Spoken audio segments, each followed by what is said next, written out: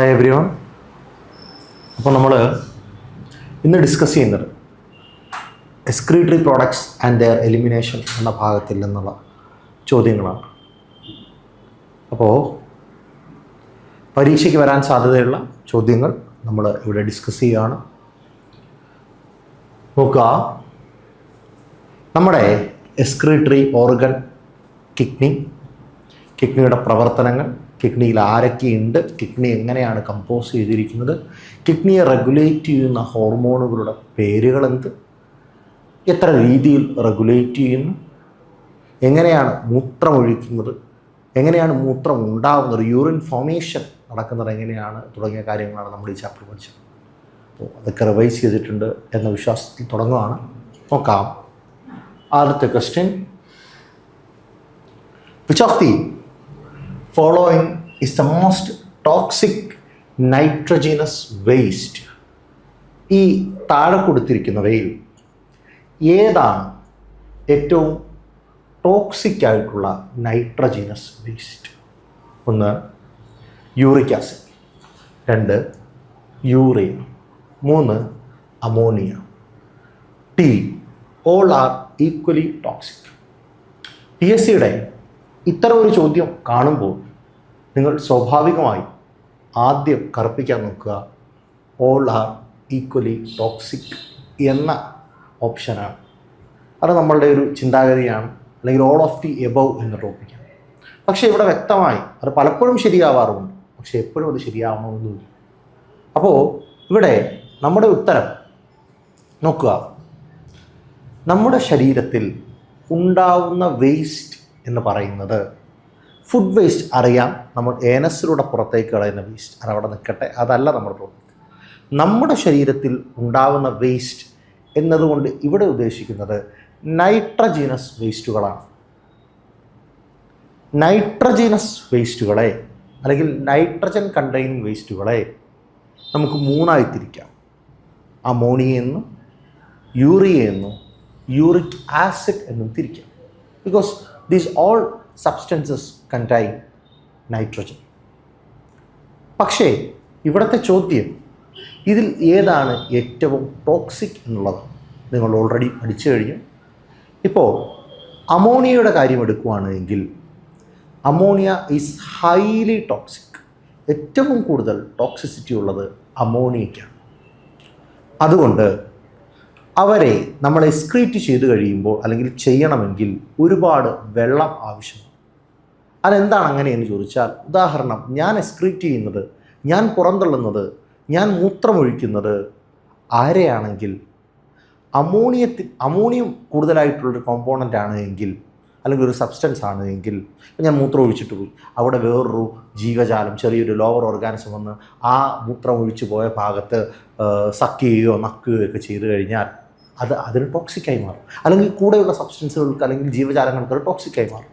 അതുകൊണ്ട് തന്നെ ഈ അമോണിയ അടങ്ങിയ വസ്തുക്കൾ അല്ലെങ്കിൽ എക്സ്ക്രീറ്ററി വേസ്റ്റ് പുറന്തള്ളുമ്പോൾ നമ്മൾ കൂടുതലായി എന്ത് ഉപയോഗിക്കണം, അല്ലെങ്കിൽ എന്ത് സപ്ലൈ ചെയ്യണം? വാട്ടർ സപ്ലൈ ചെയ്യണം. അതുകൊണ്ട് തന്നെ ഈ അമോണിയം എക്സ്ക്രീറ്റ് ചെയ്യുന്ന ഓർഗാനിസംസ് പലപ്പോഴും വെള്ളത്തിലാണ് കാണപ്പെടുക. ഓക്കെ, അപ്പോൾ ഫ്രഷ് വാട്ടർ പൊതുവെ ബോണി ഫിഷുകൾ, എല്ലാവരുമല്ല, ചില ബോണി ഫിഷുകൾ അല്ലെങ്കിൽ മിക്ക ബോണി ഫിഷുകളും എന്താണ് എക്സ്ക്രീറ്റ് ചെയ്യുക? അമോണിയം ആണ് എക്സ്ക്രീറ്റ് ചെയ്യുക. ഓക്കെ, പിന്നെ ചില അക്വാട്ടിക് ഓർഗാനിസംസ്, അത് മനസ്സിൽ ഉണ്ടായിരിക്കും. അടുത്തതായി യൂറിയ എക്സ്ക്രീറ്റ് ചെയ്യുന്ന ഓർഗാനിസംസാണ്. യൂറിയ അമോണിയ അപേക്ഷിച്ച് ലീസ്റ്റ് എന്ന് പറയാൻ പറ്റില്ല, കമ്പയർഡ് ടു അമോണിയ മോഡറേറ്റ്ലി ടോക്സിക്കാണ് ആര്? യൂറിയ. അപ്പോൾ യൂറിയ പുറത്തേക്ക് കളയണമെങ്കിൽ കുറച്ച് വെള്ളം വേണം. വെള്ളം തീരെ വേണ്ടായികയില്ല, പക്ഷെ എന്ത് വേണം? വെള്ളം ആവശ്യമാണ്. അതുകൊണ്ട് തന്നെ യൂറിയയെ നമ്മൾ പുറത്തേക്ക് കളയുമ്പോൾ കുറച്ച് വെള്ളം ഉപയോഗിക്കണം. Because they R moderately toxic. നമ്മൾ മനുഷ്യന്മാർ യൂറിയ എക്സ്ക്രീറ്റ് ചെയ്യുന്ന ഓർഗാനിസംസാണ്. അതുകൊണ്ട് തന്നെ നമ്മൾ മൂത്രമൊഴിക്കുമ്പോൾ വെള്ളത്തിൻ്റെ എന്തുണ്ടാവും? പ്രസൻസ് ഉണ്ടാവും. അല്ലെങ്കിൽ ഒട്ടുമിക്ക മാമൽസ് നമുക്ക് എന്താണെന്ന് പറയാം? യൂറിയ എക്സ്ക്രീറ്റ് ചെയ്യുന്ന ഓർഗാനിസം ആണ് എന്ന് പറയാം. അടുത്തത് യൂറിക് ആസിഡാണ്. യൂറിക് ആസിഡ് എന്ന് പറഞ്ഞു കഴിഞ്ഞാൽ ഏറ്റവും ടോക്സിസിറ്റി കുറഞ്ഞ നൈട്രജനസ് വേസ്റ്റാണ് ആര്? Uric acid. അപ്പോൾ യൂറിക് ആസിഡ് എക്സ്ക്രീറ്റ് ചെയ്യണമെങ്കിൽ, പുറത്തേക്ക് കളയണമെങ്കിൽ ആരുടെ ആവശ്യമില്ല? വെള്ളത്തിൻ്റെ ആവശ്യം തീരെയില്ല. Because they are least toxic. വെള്ളം കുറച്ച് മതി. അതുകൊണ്ട് അങ്ങനെയുള്ള ഓർഗാനിസമുകൾ ആരൊക്കെയാണ്? പക്ഷികൾ, ബേർഡ്സ് ആൻഡ് സം റെപ്റ്റൈൽസ്. ചില റെപ്റ്റൈലുകളും എന്ത് കാണിക്കുന്നു? യൂറിക് ആസിഡ് എക്സ്ക്രീറ്റ് ചെയ്യുന്നു. ഉദാഹരണം, നമ്മുടെ വീട്ടിലെ പല്ലി. പല്ലിയുടെ കാഷ്ടം നിങ്ങൾ കണ്ടിട്ടുണ്ടാവും. അതിൽ വളരെ ആക്ച്വലി ഇപ്പോൾ നമ്മൾ ബേർഡാണെങ്കിലും ബേർഡ് എക്സ്ക്രീറ്റ് ചെയ്യുക എന്ന് പറഞ്ഞാൽ, ഇപ്പോൾ ബേർഡിൻ്റെ എക്സ്ക്രീറ്റ് ഇങ്ങനെ കാണുമ്പോൾ ഈ നടുക്ക് കിടക്കുന്നത് പെല്ലറ്റാണ്. അതവരുടെ ഫുഡ് വേസ്റ്റാണ്. അതിന് ചുറ്റും കിടക്കുന്നതാണ് അവരുടെ യൂറിൻ എന്ന് പറയുന്നത്. അപ്പോൾ ഈ യൂറിനിൽ വെള്ളത്തിൻ്റെ അളവ് വളരെ കുറവായിരിക്കും. അതെന്തിനാണ് അങ്ങനെ ചെയ്യുന്നത്? ഓക്കെ, അപ്പോൾ അവർ എക്സ്ക്രീറ്റ് ചെയ്യുന്നത് ആരെയാണ്? യൂറിക് ആസിഡിനെയാണ്. മറക്കില്ല എന്ന് വിചാരിക്കും. ഓക്കെ, അതിൻ്റെ രണ്ടിൻ്റെയും കാരണങ്ങൾ നമുക്ക് പഠിക്കാം, പറയാം. ഓക്കെ, അപ്പോൾ ഞാൻ പറഞ്ഞു കഴിഞ്ഞു, ഏറ്റവും ടോക്സിക് ആയിട്ടുള്ളത് അമോണിയ, പിന്നെ മോഡറേറ്റ്ലി ടോക്സിക് ആയിട്ടുള്ളത് യൂറിയ, ലീസ്റ്റ് ടോക്സിക് ആയിട്ടുള്ളത് യൂറിക് ആസിഡ്. ഏറ്റവും കൂടുതൽ വെള്ളം വേണ്ടത് ആർക്ക്? ഏറ്റവും കൂടുതൽ ടോക്സിക് ആയതുകൊണ്ട് തന്നെ ആർക്ക്? അമോണിയയ്ക്ക്. മോഡറേറ്റ് എമൗണ്ട് ഓഫ് വാട്ടർ വേണ്ടത് ആർക്ക്? മോഡറേറ്റ്ലി ടോക്സിക് ആയ യൂറിയയ്ക്ക്. വെള്ളം തീരെ അല്ലെങ്കിൽ വളരെ നാമമായ രീതിയിൽ മാത്രം മതി എന്നുള്ള ജീവജാലം ആരാണ്? അവർ യൂറിക് ആസിഡ് എക്സ്ക്രീറ്റ് ചെയ്യുന്ന ഓർഗാനിസംസാണ്. മനസ്സിലായി കാണും എന്ന് വിചാരിക്കുന്നു.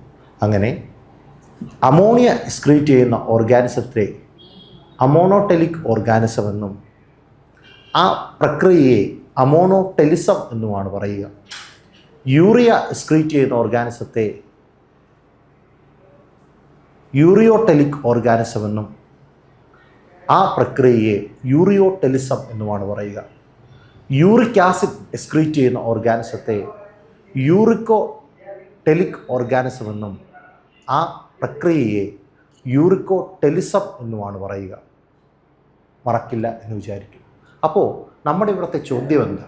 ഇവിടുത്തെ ചോദ്യം ഏറ്റവും കൂടുതൽ ടോക്സിക് ആയിട്ടുള്ള നൈട്രജനസ് വേസ്റ്റ്. സംശയത്തിൻ്റെ ആനുകൂല്യങ്ങളൊന്നും കൊടുക്കണ്ട.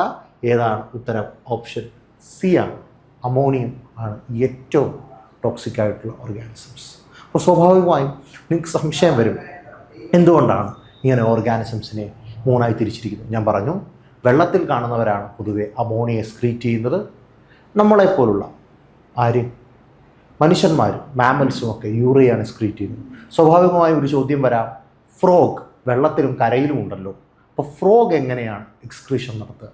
ഫ്രോഗ് എക്സ്ക്രീറ്റ് ചെയ്യുന്നത് യൂറിയയാണ്. വളരെ ഇമ്പോർട്ടൻ്റ് ആയിട്ടൊരു പോയിൻ്റാണ്. ഫ്രോഗ് എക്സ്ക്രീറ്റ് ചെയ്യുന്നത് അമോണിയമല്ല, യൂറിയാണ്. So frogs are ureotelic organisms. മറക്കില്ല എന്ന് വിചാരിക്കും. അടുത്തത് യൂറിക് ആസിഡ്. ഞാൻ പറഞ്ഞു വളരെ കുറച്ച് മാത്രം വെള്ളം മതി. അങ്ങനെയുള്ളതിൻ്റെ എക്സാമ്പിൾസ് ആണെന്ന് പറഞ്ഞു ഞാൻ. ബേർഡ്സും ലിസാർഡ്സും. അപ്പോൾ നിങ്ങൾക്ക് സംശയം, എന്തുകൊണ്ട് ബേർഡ്സും ലിസാർഡ്സും യൂറിക്കോടെലിസം പ്രോത്സാഹിപ്പിക്കും? ബേർഡ്സ് പറന്നു പോകുന്ന ഓർഗാനിസംസാണ്. അപ്പോൾ അവർക്ക് ശരീരത്തിൽ ഒരുപാട് വെള്ളം ക്യാരി ചെയ്യാൻ പറ്റില്ല. അപ്പോൾ അവർക്ക് ശരീരത്തിൽ നിന്ന് വേസ്റ്റ് പുറത്തേക്ക് കളയുമ്പോൾ ഒരുപാട് വെള്ളം അങ്ങനെ കളയാനില്ല. അതുകൊണ്ട് തന്നെ അവർ അഡാപ്റ്റ് ചെയ്ത ഒരു അഡാപ്റ്റേഷനാണ് എന്ത്? യൂറിക് ആസിഡ് പുറത്തേക്ക് കളയുക എന്നുള്ളത്, അല്ലെങ്കിൽ പുറന്തള്ളുക എന്നുള്ളത്. ലിസാർഡ്സിൻ്റെ കാര്യത്തിൽ, പല്ലികളുടെ കാര്യത്തിലും അത് തന്നെയാണ് അവസ്ഥ. പല്ലികൾ വളരെ ചെറുതാണ്.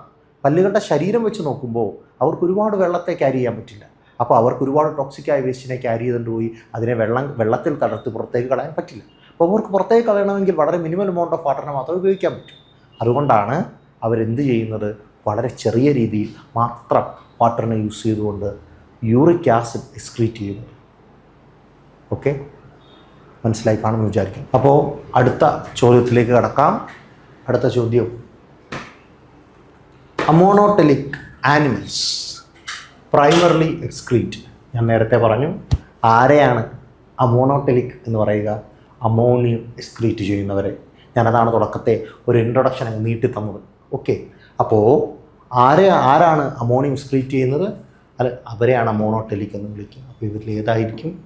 അമോണിയമാണ് അവർ എക്സ്ക്രീറ്റ് ചെയ്യുക. നോക്ക്, അമോണോടെലിസം is the process of eliminating ammonia. Bony fishes, aquatic amphibians, aquatic insects are monotelic. ഈ പോയിന്റ് NCERT ടെക്സ്റ്റ് ഈ എൻട്രൻസ് എക്സാമുകൾക്ക് വളരെ ട്രിക്കിയായി ഉപയോഗിക്കുന്ന ഒരു ചോദ്യമാണ്. അപ്പോൾ പ്രീവിയസ് നീറ്റ് ക്വസ്റ്റ്യനുകൾ PSCയിലും കണ്ട് തുടങ്ങുന്ന സമയമാണ്. അപ്പോൾ സബ്ജക്റ്റ് വൈസ് ആയിട്ടുള്ളത് നമ്മൾ അങ്ങനെ കൂടെ പഠിച്ചാൽ നന്നായിരിക്കും എന്ന് വിചാരിക്കുന്നു. അതുകൊണ്ട് ഒന്ന് നോക്കുക എങ്ങനെയാണ് അമോണോടെലിസം പറഞ്ഞു. ആര് അമോണിയ എക്സ്ക്രീറ്റ് ചെയ്യുന്നുണ്ട്? ബോണി ഫിഷസ്. അവർ ഒരിക്കലും കാർട്ടിലേജിനസ് ഫിഷസ് എന്ന് പറഞ്ഞില്ല. അവർ ഓൾ മറൈൻ ഫിഷസ് എന്ന് പറഞ്ഞില്ല. അപ്പോൾ ഓപ്ഷനായി ചിലപ്പോൾ കാർട്ടിലേജിനസ് ഫിഷസ് തരാം. അപ്പോൾ നിങ്ങൾ മനസ്സിൽ വിചാരിക്കും കാർട്ടിലേജിനസ് ഫിഷസ് അവർ വെള്ളത്തിലല്ലേ കിടക്കുക, വെള്ളത്തിൽ കിടക്കുന്നവർ അമോണിയം അല്ലേ പ്രൊഡ്യൂസ് ചെയ്യുക? അല്ല, കാർട്ടിലേജിനസ് ഫിഷസ് യൂറിയ ആണ് പ്രൊഡ്യൂസ് ചെയ്യുക. They are ureotelic organisms. അത് മനസ്സിൽ ഓർത്ത് വെച്ചിരിക്കുക. ഇവിടെ ആരാണ്? ബോണി ഫിഷസ്. ആരാണ് മെയിൻ? നിങ്ങളുടെ NCERT ടെക്സ്റ്റ് പ്രകാരം എല്ലാ ബോണി ഫിഷസ് ഒന്നുമില്ല, സം അല്ലെങ്കിൽ മെനി ബോണി ഫിഷസ്. അതുപോലെ അക്വാട്ടിക് ആംഫീബിയൻസ്, വെള്ളത്തിൽ കിടക്കുന്ന ആംഫീബിയൻസ്. അപ്പോൾ നിങ്ങൾക്ക് തവളയുടെ കാര്യം സംശയം വരും. ഞാൻ പറഞ്ഞു തവളയും എന്താണ്? യൂറിയാണ് എക്സ്ക്രീറ്റ് ചെയ്യുന്നത്. തവളയും യൂറിയോടെലിക്കാണ്. ഓക്കെ. അതുപോലെ തന്നെ അക്വാട്ടിക് ഇൻസെക്ട്സ്, വെള്ളത്തിലെ ചില ഇൻസെക്റ്റുകളും എന്ത് എക്സ്ക്രീറ്റ് ചെയ്യുന്നു? അമോണിയം എക്സ്ക്രീറ്റ് ചെയ്യുന്നു. ഈ പോയിന്റ് ഒന്ന് നോക്കി വെച്ചിരിക്കുന്നത് നന്നായിരിക്കും. ശരി, അടുത്ത കാര്യം നോക്കാം. അടുത്ത ചോദ്യം, which excretory system is found in Platyhelminthes? നോക്ക്, ഇതും വളരെ ട്രിക്കിയായ ഒരു ചോദ്യമാണ്. ഈ ചോദ്യത്തിൻ്റെ പ്രത്യേകത ഞാൻ പറയാം. അതിനു മുമ്പ് ഒരു കാര്യം കൂടെ പറയട്ടെ. ഈ excretory products and their elimination എന്ന് പറയുന്ന ചാപ്റ്ററിന് ഒരു പ്രശ്നമുണ്ട്. എക്സ്ക്രീഷൻ എടുക്കുമ്പോൾ ഏറ്റവും കൂടുതൽ നമ്മളെ കുഴപ്പിക്കുന്ന ചോദ്യങ്ങൾ NCERT പുസ്തകത്തിൽ വരാൻ സാധ്യതയുള്ളൊരു ചാപ്റ്ററാണ് excretory products and their elimination. Statement ക്വസ്റ്റ്യനുകൾ ഈ കഴിഞ്ഞ പരീക്ഷകൾക്കും ഈ കഴിഞ്ഞ പത്തോളജിസ്റ്റിൻ്റെ എക്സാമിനും ഈ ചാപ്റ്ററിൽ നിന്നൊരു ട്രിക്കിയായ ക്വസ്റ്റ്യൻ ഉണ്ടായിരുന്നു, ഒരു സ്റ്റേറ്റ്മെൻറ്റ് ക്വസ്റ്റ്യൻ ഉണ്ടായിരുന്നു. അപ്പോൾ നമ്മളെ കറക്കാൻ പറ്റുന്ന ക്വസ്റ്റ്യനാണ് ഈ ചാപ്റ്ററിലുള്ളത്. അതുപോലെ NCERT ടെക്സ്റ്റ് ഫോളോ ചെയ്യുമ്പോൾ നമുക്ക് കിട്ടുന്ന മറ്റൊരു ക്വസ്റ്റ്യനാണിത്. Which excretory system is found in platyhelminthes? പ്ലാറ്റിഹെൽമിന്തിൽ കാണപ്പെടുന്ന എക്സ്ക്രീറ്ററി സിസ്റ്റം ഏത്? പ്ലാറ്റിഹെൽമിന്തസ് എന്ന് പറഞ്ഞാൽ ഫ്ലാറ്റ് വേംസ്. ഫ്ലാറ്റ് വേംസിൽ കാണുന്നത് ഫ്ലെയിം സെൽസ് എന്ന് കൊച്ചുകാലം മുതലേ നമ്മൾ പഠിക്കുന്നതാണ്. +2-ൽ നമ്മൾ നിർബന്ധമായും ഉറപ്പായും പഠിക്കുന്നൊരു ഫൈലമാണ് പ്ലാറ്റിഹെൽമിന്തസ്. അതിൻ്റെ എക്സ്ക്രീറ്ററി സ്ട്രക്ചർ ഫ്ലെയിം സെൽസ് ആണ് എന്ന് 100 ആവർത്തി നമ്മൾ പറഞ്ഞതുമാണ്. പക്ഷേ അതിൻ്റെ പ്രശ്നം ഇതേ NCERT ടെക്സ്റ്റ് ബുക്കിൽ excretory products and their elimination എന്ന ചാപ്റ്ററിൽ ആ ചാപ്റ്ററിൻ്റെ ഡിസ്ക്രിപ്ഷൻ തുടങ്ങുന്ന ഭാഗത്ത് കൊടുത്തിട്ടുണ്ട് ഫ്ലെയിം സെൽസ് ഓർ പ്രോട്ടോനെഫ്രീഡിയ എന്ന പേര്. Flame cells or protonephridia are the excretory structures of Platyhelminthes. ആദ്യത്തെ ആനിമൽ കിങ്ഡം എന്ന ചാപ്റ്ററിൽ അക്കാര്യം പറഞ്ഞിട്ടില്ല. എവിടെയാണ് അക്കാര്യം പറയുന്നത്? അക്കാര്യം പറയുന്നത് നിങ്ങളുടെ എക്സ്ക്രീറ്ററി പ്രോഡക്ട്സ് ആൻഡ് എലിമിനേഷൻ എന്ന ചാപ്റ്ററിലാണ്. അപ്പോൾ നിങ്ങൾ ആനിമൽ കിങ്ഡം പഠിച്ചുകൊണ്ട് പോയിട്ട് ഈ ചറിയോ ആനിമൽ കിങ്ഡത്തിൽ ഞങ്ങൾ പ്രോട്ടോനെഫ്രീഡിയ എന്നൊരു പേര് കണ്ടില്ലല്ലോ, ഞങ്ങൾ വെറും നെഫ്രീഡിയല്ലേ കണ്ടുള്ളൂ, വെറും നെഫ്രീഡിയ അനലിഡുകളുടെ എക്സ്ക്രീറ്ററി സ്ട്രക്ചർ അല്ലേ, അതിനെന്താണ് ഫ്ലാറ്റ് വേംസുമായി ബന്ധം എന്ന് ഒരു ചിന്ത ഉണ്ടാവും. പക്ഷേ ഇതേ NCERT ടെക്സ്റ്റ് ബുക്കിൽ തന്നെ മറ്റൊരു ചാപ്റ്ററിൽ പറയുന്നുണ്ട് എന്ത്? ഫ്ലെയിം സെൽസ് ഓർ പ്രോട്ടോനെഫ്രീഡിയ എന്ന്. വെറും നെഫ്രീഡിയ അല്ല, ഫ്ലെയിം സെൽസ് ഓർ പ്രോട്ടോനെഫ്രീഡിയ. അവരാണ് ആരുടെ എക്സ്ക്രീറ്ററി സ്ട്രക്ചർ എന്ന്? ഫ്ലാറ്റ് വേംസിൻ്റെ എക്സ്ക്രീറ്ററി സ്ട്രക്ചർ എന്ന് മറക്കില്ല എന്ന് വിചാരിക്കുന്നു, ഓർമ്മയിൽ വെച്ചിരിക്കുക. അപ്പോൾ അത്രമേൽ ഇമ്പോർട്ടൻ്റ് ആയൊരു ക്വസ്റ്റ്യനാണ്. എന്താ? Which excretory structure is found in Platyhelminthes? ഏതാണ്? നമുക്ക് ഫ്ലെയിം സെൽസ് എന്ന് ഇവിടെ കൊടുത്തിട്ടില്ല, ഇവിടെ വന്നിരിക്കുന്നത് പ്രോട്ടോനെഫ്രീഡിയ. ബാക്കിയൊക്കെ അറിയാം. മാൽപീജിയൻ ട്യൂബ്യൂൾസ് ആരുടേതാണ്? ആർത്രോപോഡയുടേതാണ്. ഗ്രീൻ ഗ്ലാൻസ് ആരുടേതാണ്? ആർത്രോപോഡകളിൽ പ്രോൺസിൻ്റേതാണ്. പ്രോട്ടോനെഫ്രീഡിയ യെസ്, ഫ്ലെയിം സെൽസിൻ്റെ മറ്റൊരു പേരാണെന്ന്, അല്ലെങ്കിൽ ഫ്ലെയിം സെൽസിനോട് അനലോഗസ് അല്ലെങ്കിൽ ഫ്ലെയിം സെൽസ് പോലിരിക്കുന്ന അല്ലെങ്കിൽ ഫ്ലെയിം സെൽസ് പോലെ തന്നെ ജോലി ചെയ്യുന്ന മറ്റൊരു സ്ട്രക്ചറാണ് ആര്? പ്രോട്ടോനെഫ്രീഡിയ. അടുത്തത് നെഫ്രീഡിയ, വെറും നെഫ്രീഡിയ. They are annelids. അവർ അനലിഡയുടെ എക്സ്ക്രീറ്ററി സ്ട്രക്ചറാണ്, മറക്കില്ല എന്ന് വിചാരിക്കുന്നു. അപ്പോൾ ആരുടേതാണ് ഉത്തരം? പ്രോട്ടോനെഫ്രീഡിയ. ഫ്ലെയിം സെൽസ് തന്നെയാണ് ആര്? പ്രോട്ടോനെഫ്രീഡിയ എന്ന് പറയുന്നത്. ഓക്കെ, അപ്പോൾ അടുത്ത ഭാഗത്തിലേക്ക് പോകാം. What is the functional unit of A kidney? ഒരു കിഡ്നി ഉണ്ടാക്കിയിരിക്കുന്നത് ആരെ വെച്ചിട്ടാണ്? ഓക്കെ, കിഡ്നി ഉണ്ടാക്കിയിരിക്കുന്നത് നെഫ്രോൺസിനെ വെച്ചിട്ടാണ്, നമുക്കതറിയാം അല്ലേ? അപ്പോൾ കിഡ്നി ഉണ്ടാക്കിയിരിക്കുന്നത് ആരെ വെച്ചിട്ടാണ്? നെഫ്രോണുകളെ വെച്ചിട്ടാണ്. ഓക്കെ, ശരി. അപ്പോൾ ഒരു കിഡ്നി ഉണ്ടാക്കിയിരിക്കുന്നത് 1 മില്യൺ നെഫ്രോണുകളെ വെച്ചിട്ടാണ്. 10 ലക്ഷത്തോളം നെഫ്രോണുകളാണ് ഒരു കിഡ്നിയിൽ ഉണ്ടാവുക. അപ്പോൾ കിഡ്നീസിലോ 2 കിഡ്നികളിലും കൂടെ ചേർത്തോ? യെസ്, 2 മില്യൺ 20 ലക്ഷം നെഫ്രോണുകളാണ് ഉണ്ടാവുക. ഓക്കെ, ശരി. ഒരെണ്ണത്തിൽ 10 ലക്ഷം ഓർത്തിരിക്കുക. അപ്പോൾ നമുക്ക് എക്സ്ക്രീറ്ററി സ്ട്രക്ചർ കിഡ്നി ആണെന്ന് പറഞ്ഞു. അപ്പോൾ ഹ്യൂമൻ എക്സ്ക്രീറ്ററി സ്ട്രക്ചറിൽ ആരൊക്കെ ഉൾപ്പെടുന്നു? ഇമ്പോർട്ടൻ്റ് ചോദ്യമാണ്. PSCയിൽ ഒരുപാട് തവണ ചോദിച്ച ചോദ്യമാണ്. ഹ്യൂമൻ എക്സ്ക്രീറ്ററി സ്ട്രക്ചറിൽ ആരൊക്കെ ഉൾപ്പെടുന്നു? നോക്ക്, ഹ്യൂമൻ എക്സ്ക്രീറ്ററി സ്ട്രക്ചറിൽ ആരൊക്കെയാണ് ഉൾപ്പെടുക? നോക്ക്, ഹ്യൂമൻ എക്സ്ക്രീറ്ററി സ്ട്രക്ചറിൽ 2 കിഡ്നികൾ, a pair of kidneys. A kidney എന്നല്ല പറഞ്ഞത്, എ പെയർ ഓഫ് കിഡ്നീസ്. അതുപോലെ എ പെയർ ഓഫ് യൂറേറ്റേഴ്സ്. കിഡ്നിയിൽ നിന്ന് യൂറിൻ യൂറിനറി ബ്ലാഡറിലേക്ക് കൊണ്ടുപോകുന്ന ഈ ട്യൂബിനെയാണ് എന്ത് പറയുക? യൂറേറ്റേഴ്സ്. അങ്ങനെ എത്ര ട്യൂബുകളുണ്ട്? 2 so a pair of ureters are present. മറക്കരുത്, എ പെയർ ഓഫ് എന്തുണ്ട്? യൂറേറ്റേഴ്സ് ഉണ്ട്. ഓക്കെ, അടുത്തത് യൂറിനറി ബ്ലാഡറാണ്. A urinary bladder. 2 urinary bladder ഉണ്ടോ? ഇല്ല, ഒരൊറ്റ യൂറിനറി ബ്ലാഡറേ ഉള്ളൂ. That is a single urinary bladder is present. നോക്കാം, a single urinary bladder. So A urinary bladder. ഇനി ഈ യൂറിനറി ബ്ലാഡറിൻ്റെ ഓപ്പണിങ്ങിനെ, ഈ തുറപ്പിനെ വിളിക്കുന്ന പേരാണ് യുറേത്ര. സോ എത്ര യുറേത്രയുണ്ട്? 1 യുറേത്ര. So A യുറേത്ര. മറക്കില്ല എന്ന് വിചാരിക്കുന്നു. അപ്പോൾ ഇനി കിഡ്നി. ഈ കിഡ്നിയിൽ ആരൊക്കെയുണ്ട്? നമുക്ക് കിഡ്നിയിൽ ആരൊക്കെയുണ്ടെന്നുള്ളത് വളരെ ഇമ്പോർട്ടൻറ്റ് ചോദ്യമാണ്. കിഡ്നിയെ പ്രൊട്ടക്റ്റ് ചെയ്തുകൊണ്ട് പുറത്തുകൂടെ ഒരു തിക്ക് ക്യാപ്സ്യൂളുണ്ട്, ഒരു തിക്ക് ലെയറുണ്ട് പുറത്തുകൂടെ. അതിനെയാണ് റീനൽ ക്യാപ്സ്യൂൾ എന്ന് പറയുക. റീനൽ എന്ന് പറഞ്ഞാൽ കിഡ്നിയാണെന്ന് അറിയാമല്ലോ. അപ്പോൾ അതിന് ചുറ്റും ഒരു ക്യാപ്സ്യൂൾ ഉണ്ട്, അതാണ്, അല്ലെങ്കിൽ ഒരു തിക്ക് ലെയർ ഉണ്ട്, അതാണ് റീനൽ ക്യാപ്സ്യൂൾ. ഓക്കെ, അപ്പോൾ കിഡ്നിയുടെ ചുറ്റുമുള്ള ലെയർ ആരാ? Renal capsule. ഹാർട്ടിൻ്റെ ചുറ്റുമുള്ള ഡബിൾ ലെയർ മെംബ്രെയിൻ ആരാ? പെരികാർഡിയം. അല്ലേ? ഉറപ്പല്ലേ? ഹാർട്ടിന് ചുറ്റും ആരാ? പെരികാർഡിയം. ലങ്സിന് ചുറ്റും ആരാ? പ്ലൂറ. ബ്രെയിനിന് ചുറ്റും ആരാ? മെനിഞ്ചസ്. സ്പൈനൽ കോഡിന് ചുറ്റും ആരാ? Spinal meninges. മറക്കില്ല എന്ന് വിചാരിക്കും. ബ്രെയിൻ ആണെങ്കിൽ ക്രേനിയൽ മെനിഞ്ചസ് എന്ന് പറയും. ഓക്കെ, അപ്പോൾ ഇമ്പോർട്ടൻ്റ് ആണ് ഈ പോയിന്റ്. കിഡ്നിക്ക് ചുറ്റുമുള്ളത് നമ്മൾ വളരെ ശ്രദ്ധിക്കാറില്ലാത്തൊരു ഭാഗമാണ്. കിഡ്നിക്ക് ചുറ്റും ആരാണ്?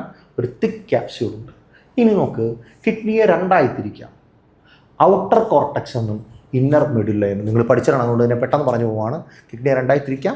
ഔട്ടർ കോർട്ടക്സ് എന്നും ഇന്നർ മെഡുല്ല എന്നും. നിങ്ങളൊരു ഫുട്ബോളായി കിഡ്നിയെ കാണുവാണെങ്കിൽ നിങ്ങൾക്ക് തൊടാൻ കഴിയുന്ന ഭാഗം ഔട്ടർ കോർട്ടക്സ് എന്നും, നിങ്ങൾ ഒരു കുഴുത്തയിട്ടാൽ ആ കുഴുത്തയിലേക്ക് നിങ്ങൾ കൈയിറക്കുമ്പോൾ, ഒരു ബോൾ, ആ ബോളിൽ കുഴുത്തയിലേക്ക് നിങ്ങൾ കൈയിറക്കുമ്പോൾ നിങ്ങളുടെ കൈ അകത്ത് ചെന്ന് തട്ടുന്ന ഭാഗം, ദാറ്റ് ഈസ് എന്ത്? ഇന്നർ മെഡുല്ല എന്നും പറയും. മറ്റേ ഔട്ടർ കോർട്ടക്സ്, പുറത്താണെങ്കിൽ ഔട്ടർ കോർട്ടക്സ്, ഉൾഭാഗം ഇന്നർ മെഡുല്ല. അങ്ങനെ കിഡ്നിക്ക് ഔട്ടർ കോർട്ടക്സും ഉണ്ട്, ഇന്നർ മെഡുല്ലയും ഉണ്ട്. നോക്ക്, അപ്പോൾ ഈ കിഡ്നിയുടെ ഈ പുറത്ത് കാണുന്നതാണ് ആര്? കോർട്ടക്സ്. ഈ റീജിയനാണ് ആര്? കോർട്ടക്സ്. കാണാം എന്ന് വിചാരിക്കുന്നു. This region is cortex. ഈ റീജിയൻ ആണെന്ത്? കോർട്ടക്സ്. അപ്പോൾ ഈ കോർട്ടക്സ് എന്താണെന്ന് കത്തിന്ന് വിചാരിക്കുന്നു. കോർട്ടക്സിനകത്ത് നമുക്ക് ചെറിയ ട്രയാങ്കുലാർ ഷേപ്പ് സ്ട്രക്ചേഴ്സ് കാണുന്നില്ലേ? ഈ ട്രയാങ്കുലാർ ഷേപ്പ് സ്ട്രക്ചറിനെ വിളിക്കുന്ന പേരാണ് മെഡുലറി പിരമിഡ്സ്. ഓക്കെ, ഈ ട്രയാങ്കുലാർ ഷേപ്പ് സ്ട്രക്ചർ ഇരിക്കുന്നത് അകത്തെ റീജിയനായ മെഡുല്ലയിലാണ്. വീണ്ടും കേൾക്കേണ്ടവർ ഒന്നുകൂടെ സ്പീഡിൽ കേട്ട് നോക്കുക. ഓക്കെ, അപ്പോൾ അകത്തെ ഭാഗം ഇരിക്കുന്നത് എവിടെയാണ്? ഇന്നർ മെഡുല്ലയിലാണ്. ഇത് വേണ്ടാത്തവർ അടിച്ചു കളയുക, അറിയാവുന്നവരുണ്ട് എങ്കിൽ അടിച്ചു കളയുക. അറിയാത്തവർക്ക് വേണ്ടിയിട്ടാണ് ഈ പറയുക. അപ്പോൾ അകത്തെ ഭാഗം മെഡുല്ല. അപ്പം ഇന്നർ മെഡുല്ലയിലാണ് ആരിയ്ക്കുന്നത്? മെഡുല്ലറി പിരമിഡ് ഇരിക്കുക. മെഡുല്ലറി പിരമിഡ് എന്ന് ഓർത്താൽ മതി. നോക്ക്, അപ്പോൾ ആ മെഡുല്ലക്കിടയിലേക്ക്, അപ്പോൾ അകഭാഗം മെഡുല്ലയല്ലേ, ഈ മെഡുല്ലക്കിടയിലേക്ക് ഇതാ കോർട്ടക്സ് ഇറങ്ങിയിരിക്കുന്നു. കണ്ടോ? മെഡുല്ലക്കിടയിലേക്ക് ആരിറങ്ങിയിരിക്കുന്നു? കോർട്ടക്സ് ഇറങ്ങിയിരിക്കുന്നു. കണ്ടോ? പുറത്തുള്ളതാണല്ലോ കോർട്ടക്സ്, ഇതാണല്ലോ കോർട്ടക്സ്. ഈ കോർട്ടക്സ് അകത്തേക്ക് ഇറങ്ങിയിരിക്കുന്നു. ഈ മെഡുല്ല റീജിയനിൽ ആരാ? ട്രയാങ്കുലർ ഷേപ്പ് സ്ട്രക്ചർ ആയിട്ടുള്ള മെഡുല്ലറി പിരമിഡ്സേ ഉള്ളൂ. ഈ കോർട്ടക്സിൽ നിന്ന് മെഡുല്ലയിലേക്ക് എന്ത് ചെയ്തിരിക്കുന്നു? എക്സ്റ്റെൻഡ് ചെയ്തിരിക്കുന്നു. കണ്ടോ? അങ്ങനെ കോർട്ടക്സ് മെഡുല്ലയിലേക്ക് എക്സ്റ്റെൻഡ് ചെയ്യുന്ന ഭാഗത്ത് ഇതാ ഇവിടെ കാണിച്ചിട്ടുണ്ട്. എന്താ പറയുക? റീനൽ കോളംസ് അഥവാ കോളം ഓഫ് ബെർട്ടിനി എന്ന് പറയും. Column of Bertini. എന്താണ് കോളം ഓഫ് ബെർട്ടിനി എന്ന് ഓർത്തിരിക്കുക. എന്താണ്? The cortical region extended in to the medulla region. Cortical region medulla റീജിയൻ്റെ ഇടയിലേക്ക് എക്സ്റ്റെൻഡ് ചെയ്തിരിക്കുന്ന ഭാഗത്തെയാണ് നമ്മൾ എന്ത് പറയുക? കോളം ഓഫ് ബെർട്ടിനി അല്ലെങ്കിൽ റീനൽ കോളംസ് എന്ന് പറയുക. ഓക്കെ, ഇനി നോക്ക്, നമ്മൾ ഇതിൽ നിന്ന് ക്വസ്റ്റ്യൻസ് ഉണ്ടാവാൻ സാധ്യതയുണ്ട് കേട്ടോ, അതുകൊണ്ടാണ് വീണ്ടും പറയുന്നത്. ശരി, ഇനി മെഡുല്ലറി പിരമിഡ്സിലാണ് നമ്മൾ ഈ പറഞ്ഞ നെഫ്രോണുകൾ ഇരിക്കുക. മെഡുല്ലറി പിരമിഡ്സിലും കോർട്ടക്സിലുമായിട്ടാണ് നമ്മൾ ഈ പറഞ്ഞ നെഫ്രോണുകൾ ഇരിക്കുക. കത്തിയോ? ഇങ്ങനെ കോർട്ടക്സിലും ഉണ്ടാവും, മെഡുല്ലറി, അങ്ങനെ വെച്ചിട്ട് നമുക്ക് നെഫ്രോൺ രണ്ടായിട്ടൊക്കെ തിരിക്കാം, പറയാം. അപ്പോൾ നെഫ്രോൺ ഉണ്ടാവും. ഓക്കെ, അപ്പോൾ ഈ യൂറിൻ ഫോർമേഷൻ നടക്കുന്നത് ശരിക്കും പറഞ്ഞാൽ ഈ മെഡുല്ലറി പിരമിഡ് റീജിയനിലാണ്. ഈ മെഡുല്ലറി പിരമിഡ് റീജിയനിൽ നിന്ന് ഈ യൂറിൻ ഫോം ചെയ്ത് ഇങ്ങോട്ടാണ് വരിക. ഓരോ മെഡുല്ലയിൽ നിന്നും വരുന്ന, അല്ലെങ്കിൽ മെഡുല്ല ഡ്രൈസ് ഔട്ട് അല്ലെങ്കിൽ ഫ്ലഷ് ഔട്ട് ചെയ്യുന്ന റീജിയനാണ് calyx. Okay, calyx. Okay, calyx. ഇനി നോക്ക്, അത് പ്ലൂറൽ ആകുമ്പോൾ അതിനെ കാലിസസ് എന്ന് പറയും. ഓക്കെ, ഇനി കാലിക്സിൽ നിന്ന് ഇത് നടുക്കത്തേക്ക് വരുന്ന ഈ കോമൺ ട്യൂബിനെയാണ് നമ്മൾ പറയുക റീനൽ പെൽവിസ്. ഈ റീനൽ പെൽവിസ് ചെയ്യുന്നത് ഈ ട്യൂബിൽ നിന്നിട്ടാണ്, അല്ലെങ്കിൽ യുറേറ്റർ, ഈ ട്യൂബിലൂടെയാണ് താഴെ പോവുക. ഈ ട്യൂബ് എന്ന് പറഞ്ഞാൽ താണ്ടെ റീനൽ പെൽവിസിൽ നിന്നാണ്ടോ, കാണിക്കുന്നുണ്ടോ? പെൽവിസിൽ നിന്നാണ് എങ്ങോട്ട് യൂറിൻ പോവുക? യുറേറ്ററിലേക്ക് യൂറിൻ പോവുക. ചോദിക്കാൻ സാധ്യതയുണ്ട്. നോക്ക്, അത് കഴിഞ്ഞു. ശരി, ഇനി നോക്ക്, കിഡ്നിയിലേക്ക് ബ്ലഡ് കൊണ്ടുവരുന്ന artery, that is renal artery. കിഡ്നിയിൽ നിന്ന് ബ്ലഡിനെ കൊണ്ടുപോകുന്നത് റീനൽ വെയിൻ. ഓക്കെ, അപ്പം നൈട്രജീനസ് വേസ്റ്റ് ഉള്ള ബ്ലഡിനെ കൊണ്ടുപോകുന്നത് റീനൽ ആർട്ടറി. നൈട്രജീനസ് വേസ്റ്റ് ഇല്ലാത്ത ബ്ലഡിനെ കൊണ്ടുപോകുന്നത് റീനൽ വെയിൻ. ഓക്കെ, മനസ്സിലായി കാണും എന്ന് വിചാരിക്കുന്നു. ശരി, നൈട്രജനസ് വേസ്റ്റ് എന്നാണ് ഞാൻ പറഞ്ഞത്, അതും ഓർക്കും എന്ന് വിചാരിക്കുന്നു. ഓക്കെ, ശരി. അപ്പോൾ മറക്കല്ല, ഈ പേര് ഓർത്തിരിക്കണം. Renal artery, renal vein. കിഡ്നിയിലേക്ക് ബ്ലഡ് കൊണ്ടുപോകുന്നത് റീനൽ ആർട്ടറി, കിഡ്നിയിൽ നിന്ന് ബ്ലഡ് തിരിച്ചു കൊണ്ടുപോകുന്നത് റീനൽ വെയിൻ. കാലിക്സിൽ നിന്നാണ് യുറേറ്ററിലേക്കും അവിടെ നിന്ന് യൂറിനറി ബ്ലാഡറിലേക്കും യൂറിൻ പോവുക. ഓക്കെ, കോർട്ടക്സ് മെഡുല്ല റീജിയനിലേക്ക് എക്സ്റ്റെൻഡ് ചെയ്യുന്ന വാളിനെ വിളിച്ച പേര് കോളമോ, അല്ലെങ്കിൽ ഭാഗത്തെ വിളിച്ച പേര് റീനൽ കോളംസ് അല്ലെങ്കിൽ കോളം ഓഫ് ബെർട്ടിനി. ഓക്കെയാണ് എന്ന് വിചാരിക്കുന്നു. ശരി, അടുത്തത് നമുക്ക് ഞാൻ പറഞ്ഞു, ഓരോരോ മെഡുല്ലറി പിരമിഡുകളിലാണ് ആരിയ്ക്കുക? നെഫ്രോൺസ് ഇരിക്കുക. ഒരു മെഡുല്ലറി പിരമിഡിനെ വലുതാക്കി വരച്ചതാണ്. അപ്പോൾ അവിടെ ഇതായിരിക്കുന്നു ഒരു നെഫ്രോൺ. കണ്ടോ, അതിൻ്റെ സെക്ഷൻ നിങ്ങൾക്ക് മനസ്സിലാവാൻ വേണ്ടി വരച്ചതാണ്. ഓക്കെ, കണ്ടോ, ഈ കളക്റ്റിംഗ് ഡക്റ്റ് എല്ലാം കൂടാണ് ഇതാ കാലിക്സിലേക്ക് ഓപ്പൺ ആവുക, കാലിക്സിൽ നിന്ന് റീനൽ പെൽവിസിലേക്ക് പോവുക. ഓക്കെ, അപ്പോൾ യൂറിൻ ഉണ്ടാകുന്ന പ്രോസസ്സ് ആണ് ഇത് ന്യൂറോൺസ് അല്ലെങ്കിൽ യൂറിൻ ഉണ്ടാകുന്ന പ്രോസസ്സാണിത്. അപ്പോൾ നെഫ്രോൺസ് എവിടെയാണ് ഇരിക്കുക? ഓർത്തിരിക്കുക, ഈ റീജിയനിലാണ്. ഈ റീജിയൻ എന്ന് പറഞ്ഞാൽ ഈ രണ്ടിടത്തുമായി മെഡുല്ലയിലും കോർട്ടക്സിലുമായിട്ടാണ് ഇരിക്കുക. ഓക്കെ, ശരി. ഇനി ഈ ഉണ്ടോ, ഇതാണ് ഒരു നെഫ്രോണിൻ്റെ നിങ്ങളുടെ ടെക്സ്റ്റിലുള്ള സ്ട്രക്ചർ. അപ്പോൾ ഏതൊക്കെ ഭാഗങ്ങൾ ഏതൊക്കെയാണ് ഇരിക്കുക? ഇങ്ങനൊരു വര വരയ്ക്കുക. ഇതിന് മുകളിലുള്ള ഭാഗങ്ങൾ പലപ്പോഴും കോർട്ടക്സിലും ഇതിന് താഴെയുള്ള ഭാഗങ്ങൾ മെഡുല്ലയിലുമാണ് ഇരിക്കുക. മുകളിലുള്ളത് കോർട്ടക്സിലും താഴെയുള്ളത് മെഡുല്ലയിലുമാണ് ഇരിക്കുക. ഓക്കെ, ശരി. ഇതെവിടെ നോക്കിക്കേ, നോക്ക്, ഇവിടേക്ക് കിഡ്നിയിലെ യൂണിറ്റ് ആണല്ലോ നെഫ്രോൺസ്. നെഫ്രോൺസിലേക്ക് ബ്ലഡ് കൊണ്ടുവരുന്നത് അഫറൻ്റ് ആർട്ടീരിയോളാണ്. ഞാൻ പറഞ്ഞു കിഡ്നിയിലേക്ക് ബ്ലഡ് കൊണ്ടുവരുന്ന ആർട്ടറിയാണ്. ആ ആർട്ടറിയിൽ നിന്ന് ആർട്ടറിയുടെ ബ്രാഞ്ചാണ് അഫറൻ്റ് ആർട്ടീരിയോ. ആർട്ടറിയുടെ ബ്രാഞ്ചാണ് അഫറൻ്റ് ആർട്ടീരിയോ. അപ്പോൾ ആ അഫറൻ്റ് ആർട്ടീരിയോളാണ് ബ്ലഡ് നെഫ്രോണിലേക്ക് കൊണ്ടുവരും. എന്നിട്ട് അഫറൻ്റ് ആർട്ടീരിയോൾ അങ്ങ് സ്പ്ലിറ്റായി കൂടി ചേർന്ന്, അല്ലെങ്കിൽ സ്പ്ലിറ്റായി വീണ്ടും കൂടിച്ചേർന്ന് അങ്ങനെ ഒരു ടഫ് ക്യാപ്പിലറീസ് ഉണ്ടാവും. അതാണ് ഗ്ലോമർലസ്. ഗ്ലോമർലസിൽ നിന്ന് ഈ ബ്ലഡിനെ തിരിച്ച് കൊണ്ടുപോകുന്ന ആളാണ് ഇഫറൻ്റ് ആർട്ടീരിയോ. കൊണ്ടുവരുന്നത് അഫറൻ്റ്, തിരിച്ചു കൊണ്ടുപോകുന്നത് ഇഫറൻ്റ്. ഓർത്തിരിക്കും എന്ന് വിചാരിക്കുന്നു. അപ്പോൾ ഈ ഇഫറൻ്റ് ആർട്ടീരിയോൾ പിന്നെ എന്ത് ചെയ്യുന്നു? പിന്നെ വീണ്ടും സ്പ്ലിറ്റ് ആവും. അഫറൻ്റ് ആർട്ടീരിയോട് സ്പ്ലിറ്റായി ഗ്ലോമർലസ്, ഇഫറൻ്റ് ആർട്ടീരിയോട് സ്പ്ലിറ്റായി. നോക്ക്, ഈ മൊത്തത്തിൽ നെഫ്രോണെ കവർ ചെയ്യുന്ന കുറേ ചെറിയ ബ്ലഡ് വെസലാണ്. കണ്ടോ, ഈ ചെറിയ ബ്ലഡ് വെസൽ ലാസ്റ്റ് ഈ സ്പ്ലിറ്റിയറെ എല്ലാം കൂടെ വീണ്ടും എന്താവും? ജോയിൻ ചെയ്യും. എന്നിട്ട് ഒറ്റ ബ്ലഡ് വെസലായി പുറത്തേക്ക് പോകും. അപ്പോൾ ഈ സ്പ്ലിറ്റിയർ ബ്ലഡ് വെസൽസിനെ വിളിക്കുന്ന പേരാണ് പെരി ട്യൂബുലാർ ക്യാപ്പിലറീസ്. ഈ സ്പ്ലിറ്റ് ചെയ്യുന്ന ബ്ലഡ് വെസലിനെ വിളിക്കുന്ന പേരാണ് എന്ത്? Peri tubular capillaries. അപ്പോൾ ഈ സ്പ്ലിറ്റ് ചെയ്തതാണ് ആര്? Peri tubular capillaries. ഓക്കെ, നോക്ക്, ഇനി അഫറൻ്റ് ആർട്ടീരിയോളിൽ നിന്ന് അല്ലെങ്കിൽ ഗ്ലോമർലസിൽ നിന്ന് ബ്ലഡിലെ പ്ലാസ്മ താഴേക്ക് പോകും. ഈ ഗ്ലോമർലസിനെ കവർ ചെയ്തുകൊണ്ടിരിക്കുന്ന ആളാണ് ബൊമാൻസ് ക്യാപ്സ്യൂൾ. ആ ബൊമാൻസ് ക്യാപ്സ്യൂളിൽ നിന്ന് പിന്നെ തൊട്ട് താഴെ കാണുന്ന ഈ വളഞ്ഞ മഞ്ഞ കളർ റീജിയനാണ് പ്രോക്സിമൽ കൺവല്യൂട്ടഡ് ട്യൂബ്യൂൾ എന്ന് പറയുക. പ്രോക്സിമൽ എന്ന് പറഞ്ഞാൽ അടുത്തുള്ള, കൺവല്യൂട്ടഡ് എന്ന് പറഞ്ഞാൽ വളവുള്ള ട്യൂബ്, അതാണ് ട്യൂബ്യൂൾ. പ്രോക്സിമൽ കൺവല്യൂട്ടഡ് ട്യൂബ്യൂൾ, അടുത്തുള്ള ട്യൂബാണ് ദിസ് ട്യൂബ്. ആ ട്യൂബിൽ നിന്ന് വരുമ്പോൾ നിങ്ങളുടെ പെൺകുട്ടികളുടെ തലയിൽ വെക്കുന്ന സ്ലൈഡ് പോലെയുള്ള ഹെൻലീസ് ലൂപ്പുണ്ട്. ആ ഹെൻലീസ് ലൂപ്പിൽ നിന്ന് വീണ്ടും ഇങ്ങനെ വളഞ്ഞൊരു ട്യൂബാവുന്നു. പക്ഷെ അത് അടുത്തല്ല, ബൊമാൻസ് ക്യാപ്സ്യൂളിന് ദൂരെയാണ്. അതുകൊണ്ട് അതിനെ വിളിച്ച പേര് ഡിസ്റ്റൽ കൺവല്യൂട്ടഡ് ട്യൂബ്യൂൾ. ആ ഡിസ്റ്റൽ എന്ന് പറഞ്ഞാൽ ദൂരെ. ഡിസ്റ്റൽ കൺവല്യൂട്ടഡ് ട്യൂബ്യൂളിൽ നിന്ന് അടുത്തത് ഇങ്ങോട്ട് പോകുന്നു കളക്റ്റിംഗ് ഡക്റ്റ്. കളക്റ്റിംഗ് ഡക്റ്റിൽ നിന്ന് അങ്ങോട്ട് പോകുന്നു കാലിക്സിൽ നിന്ന് അങ്ങോട്ട് പോകുന്നു റീനൽ പെൽവിസ്. പറഞ്ഞതാണ്.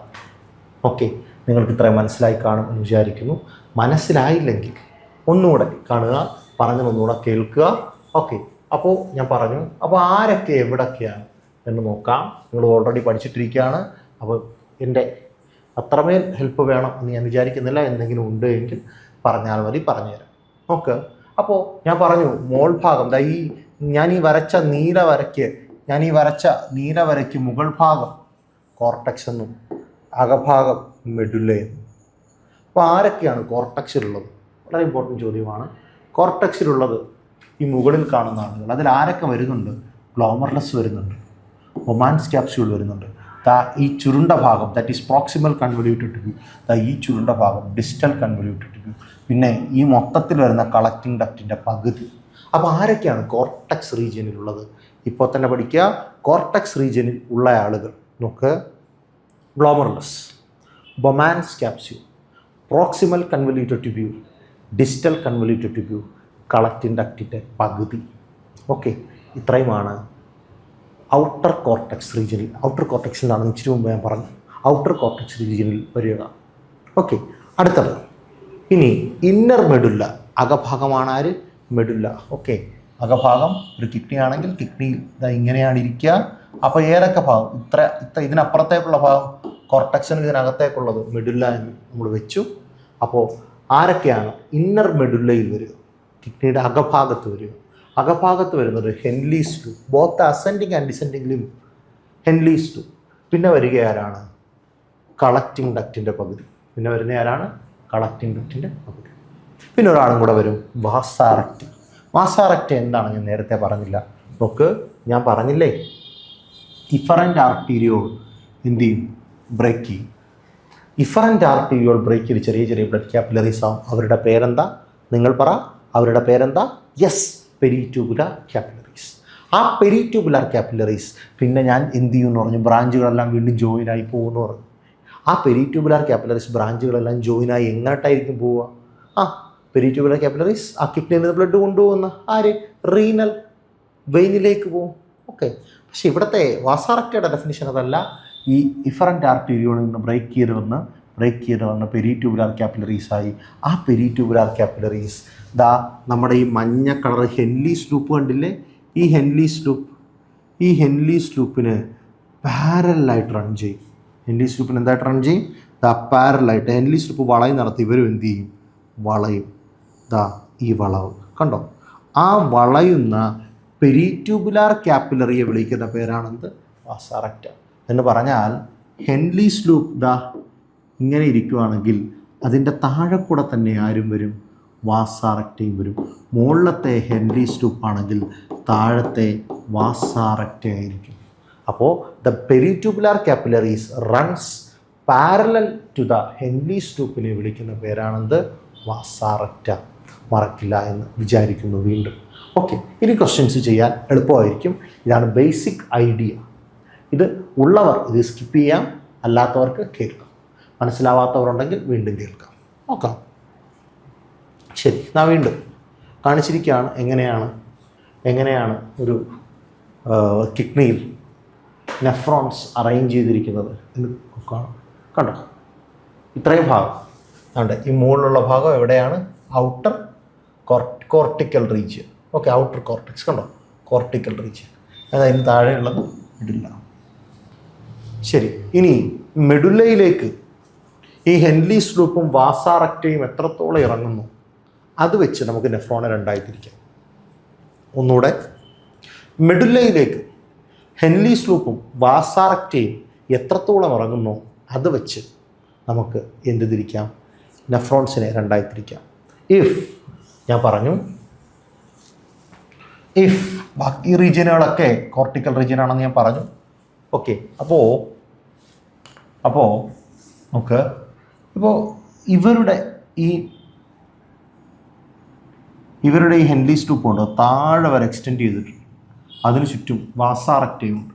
അപ്പോൾ മെഡുല്ലയിലേക്ക്, ദിസ് റീജിയൻ ഈസ് മെഡുല്ലയിലേക്ക് ഒരുപാട് താഴ്ന്നിറങ്ങി വരുന്ന ഹെൻലീസ് ലൂപ്പും വാസാ റെക്റ്റയും ആണെങ്കിൽ അവരെ ജക്സ്റ്റാ മെഡുല്ലറി നെഫ്രോൺസ് എന്ന് പറയാം.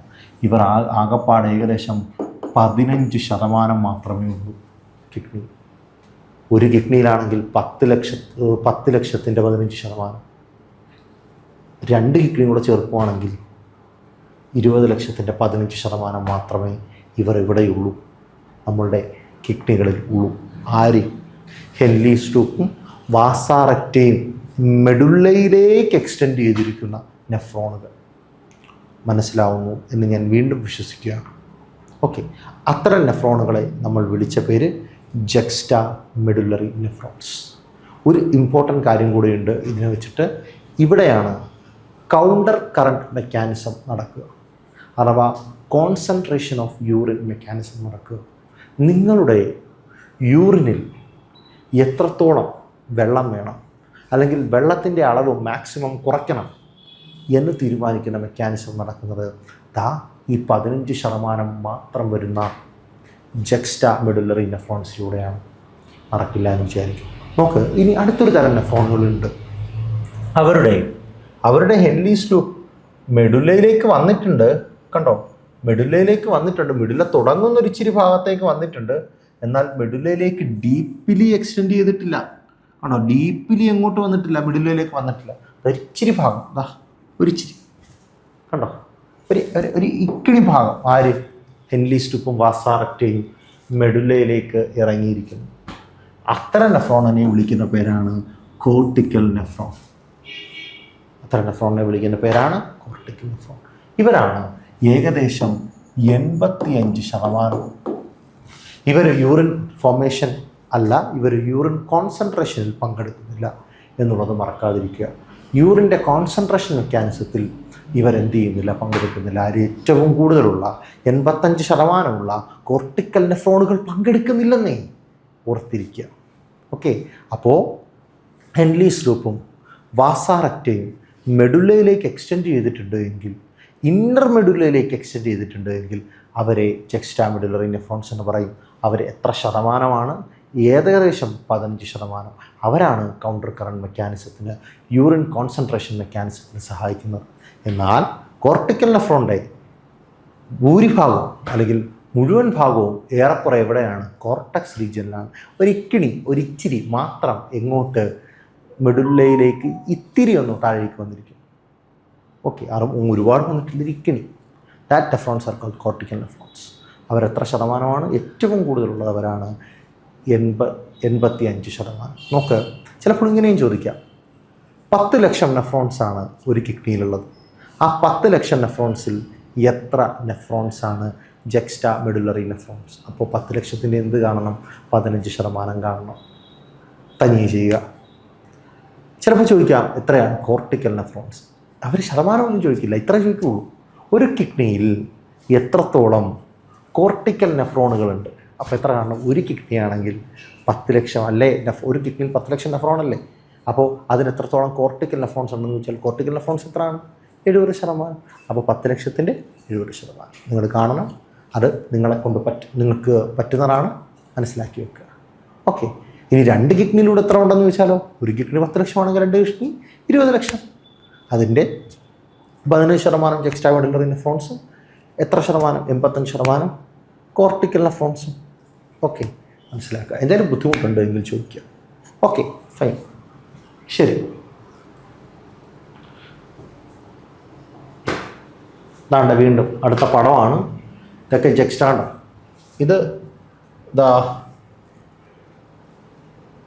ദിസ് ഈസ് കോർട്ടക്സ്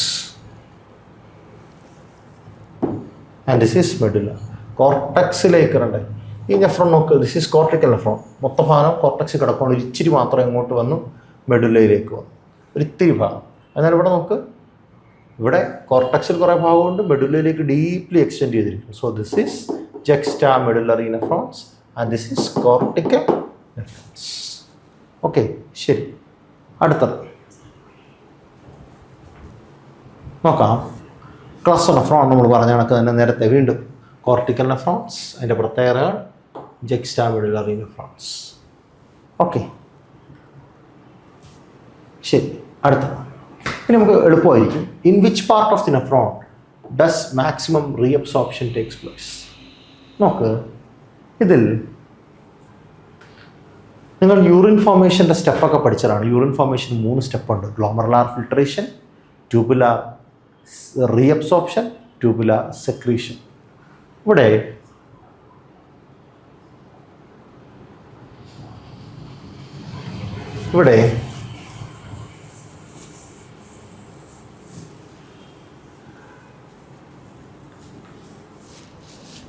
അഫറൻ്റ് ആർട്ടീരിയോളിൽ നിന്ന് ബ്ലഡ് വരുമ്പോൾ ബ്ലഡിലുള്ള മുഴുവൻ പ്ലാസ്മയും എക്സെപ്റ്റ് പ്ലാസ്മ പ്രോട്ടീൻ, ബ്ലഡിലുള്ള മുഴുവൻ പ്ലാസ്മയും എങ്ങോട്ട് വിടും?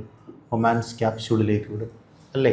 അപ്പോൾ ആ പ്ലാസ്മയെ നമ്മൾ വിളിച്ച പേര് ഗ്ലോമറുലാർ ഫിൽട്രേറ്റ്. ആ ഫിൽട്രേറ്റിൽ എന്തുണ്ടാവും? ഇവിടെ നിന്ന് വരുന്ന പ്ലാസ്മ പ്രോട്ടീൻ ഒഴികെയുള്ള ബാക്കി എല്ലാ ആളുകളും ഉണ്ടാവും. RBC ഉണ്ടാവുമോ? ഇല്ല. WBC ഉണ്ടാവുമോ? ഇല്ല. പ്ലേറ്റ്ലെറ്റ്, വേറെ ആളുകളൊന്നും ഇതിനകത്ത് ഉണ്ടാവില്ല. ആര് മാത്രമേ ഉണ്ടാവുള്ളൂ? പ്ലാസ്മ മാത്രം, ബ്ലഡിലെ പ്ലാസ്മ മാത്രം എന്ന് പറഞ്ഞാൽ ബ്ലഡിലെ വെള്ളം മാത്രം ഇങ്ങോട്ട് വരും. അതിനെയാണ് ഗ്ലോമറുലാർ ഫിൽട്രേഷൻ എന്ന് പറയുന്നത് അല്ലേ. അതാണ് ഫസ്റ്റ് സ്റ്റെപ്പ്. എന്നിട്ട് പക്ഷേ ഇതിനകത്ത് ഒരുപാട് ഗ്ലൂക്കോസ് ഉണ്ടാവും, അമിനോ ആസിഡ്സ് ഉണ്ടാവും, നമുക്ക് വേണ്ട പ്രോട്ടീൻസ് ഒക്കെ ഉണ്ടാവും. അപ്പോൾ അതിന് നേരെ ഇങ്ങനെ ഹെൻലീസ് ലൂപ്പ് വഴി ഡിസ്റ്റൽ കൺവല്യൂട്ടഡ് ട്യൂബ് വഴി കളക്ടനറ്റ് വഴി പുറത്ത് കളഞ്ഞ് യൂറിനായി പുറത്ത് കളയാൻ പറ്റുമോ? ഇല്ല. അതിനെ കുറച്ച് പേര് എന്ത് ചെയ്യണം? റീഅബ്സോർബ് ചെയ്യണം. അങ്ങനെ ഏറ്റവും കൂടുതൽ മാക്സിമം റീഅബ്സോർപ്ഷൻ നടക്കുന്നത് എവിടെയാണ്? ആദ്യം കാണുന്ന ഈ ഭാഗത്താണ്. ദാറ്റ് ഈസ് ആരാണ്? Proximal convoluted tube. അപ്പോൾ ഒരുപാട് റീഅബ്സോർപ്ഷൻ പെട്ടെന്ന് തന്നെ ഒരുപാട് സാധനങ്ങൾ ഉള്ളതുകൊണ്ട് ആ സാധനങ്ങളേക്ക് ഇവരെന്ത് ചെയ്യും? റീഅബ്സോർബ് ചെയ്ത് തിരിച്ച് ചുറ്റും പോകുന്ന ഈ ബ്ലഡ് വെസലിലേക്ക് കയറ്റും. മൂത്രത്തിലേക്കാണോ പോകുന്നത്? അല്ല, ഈ ബ്ലഡ് വെസലിലേക്ക് എന്ത് ചെയ്യും?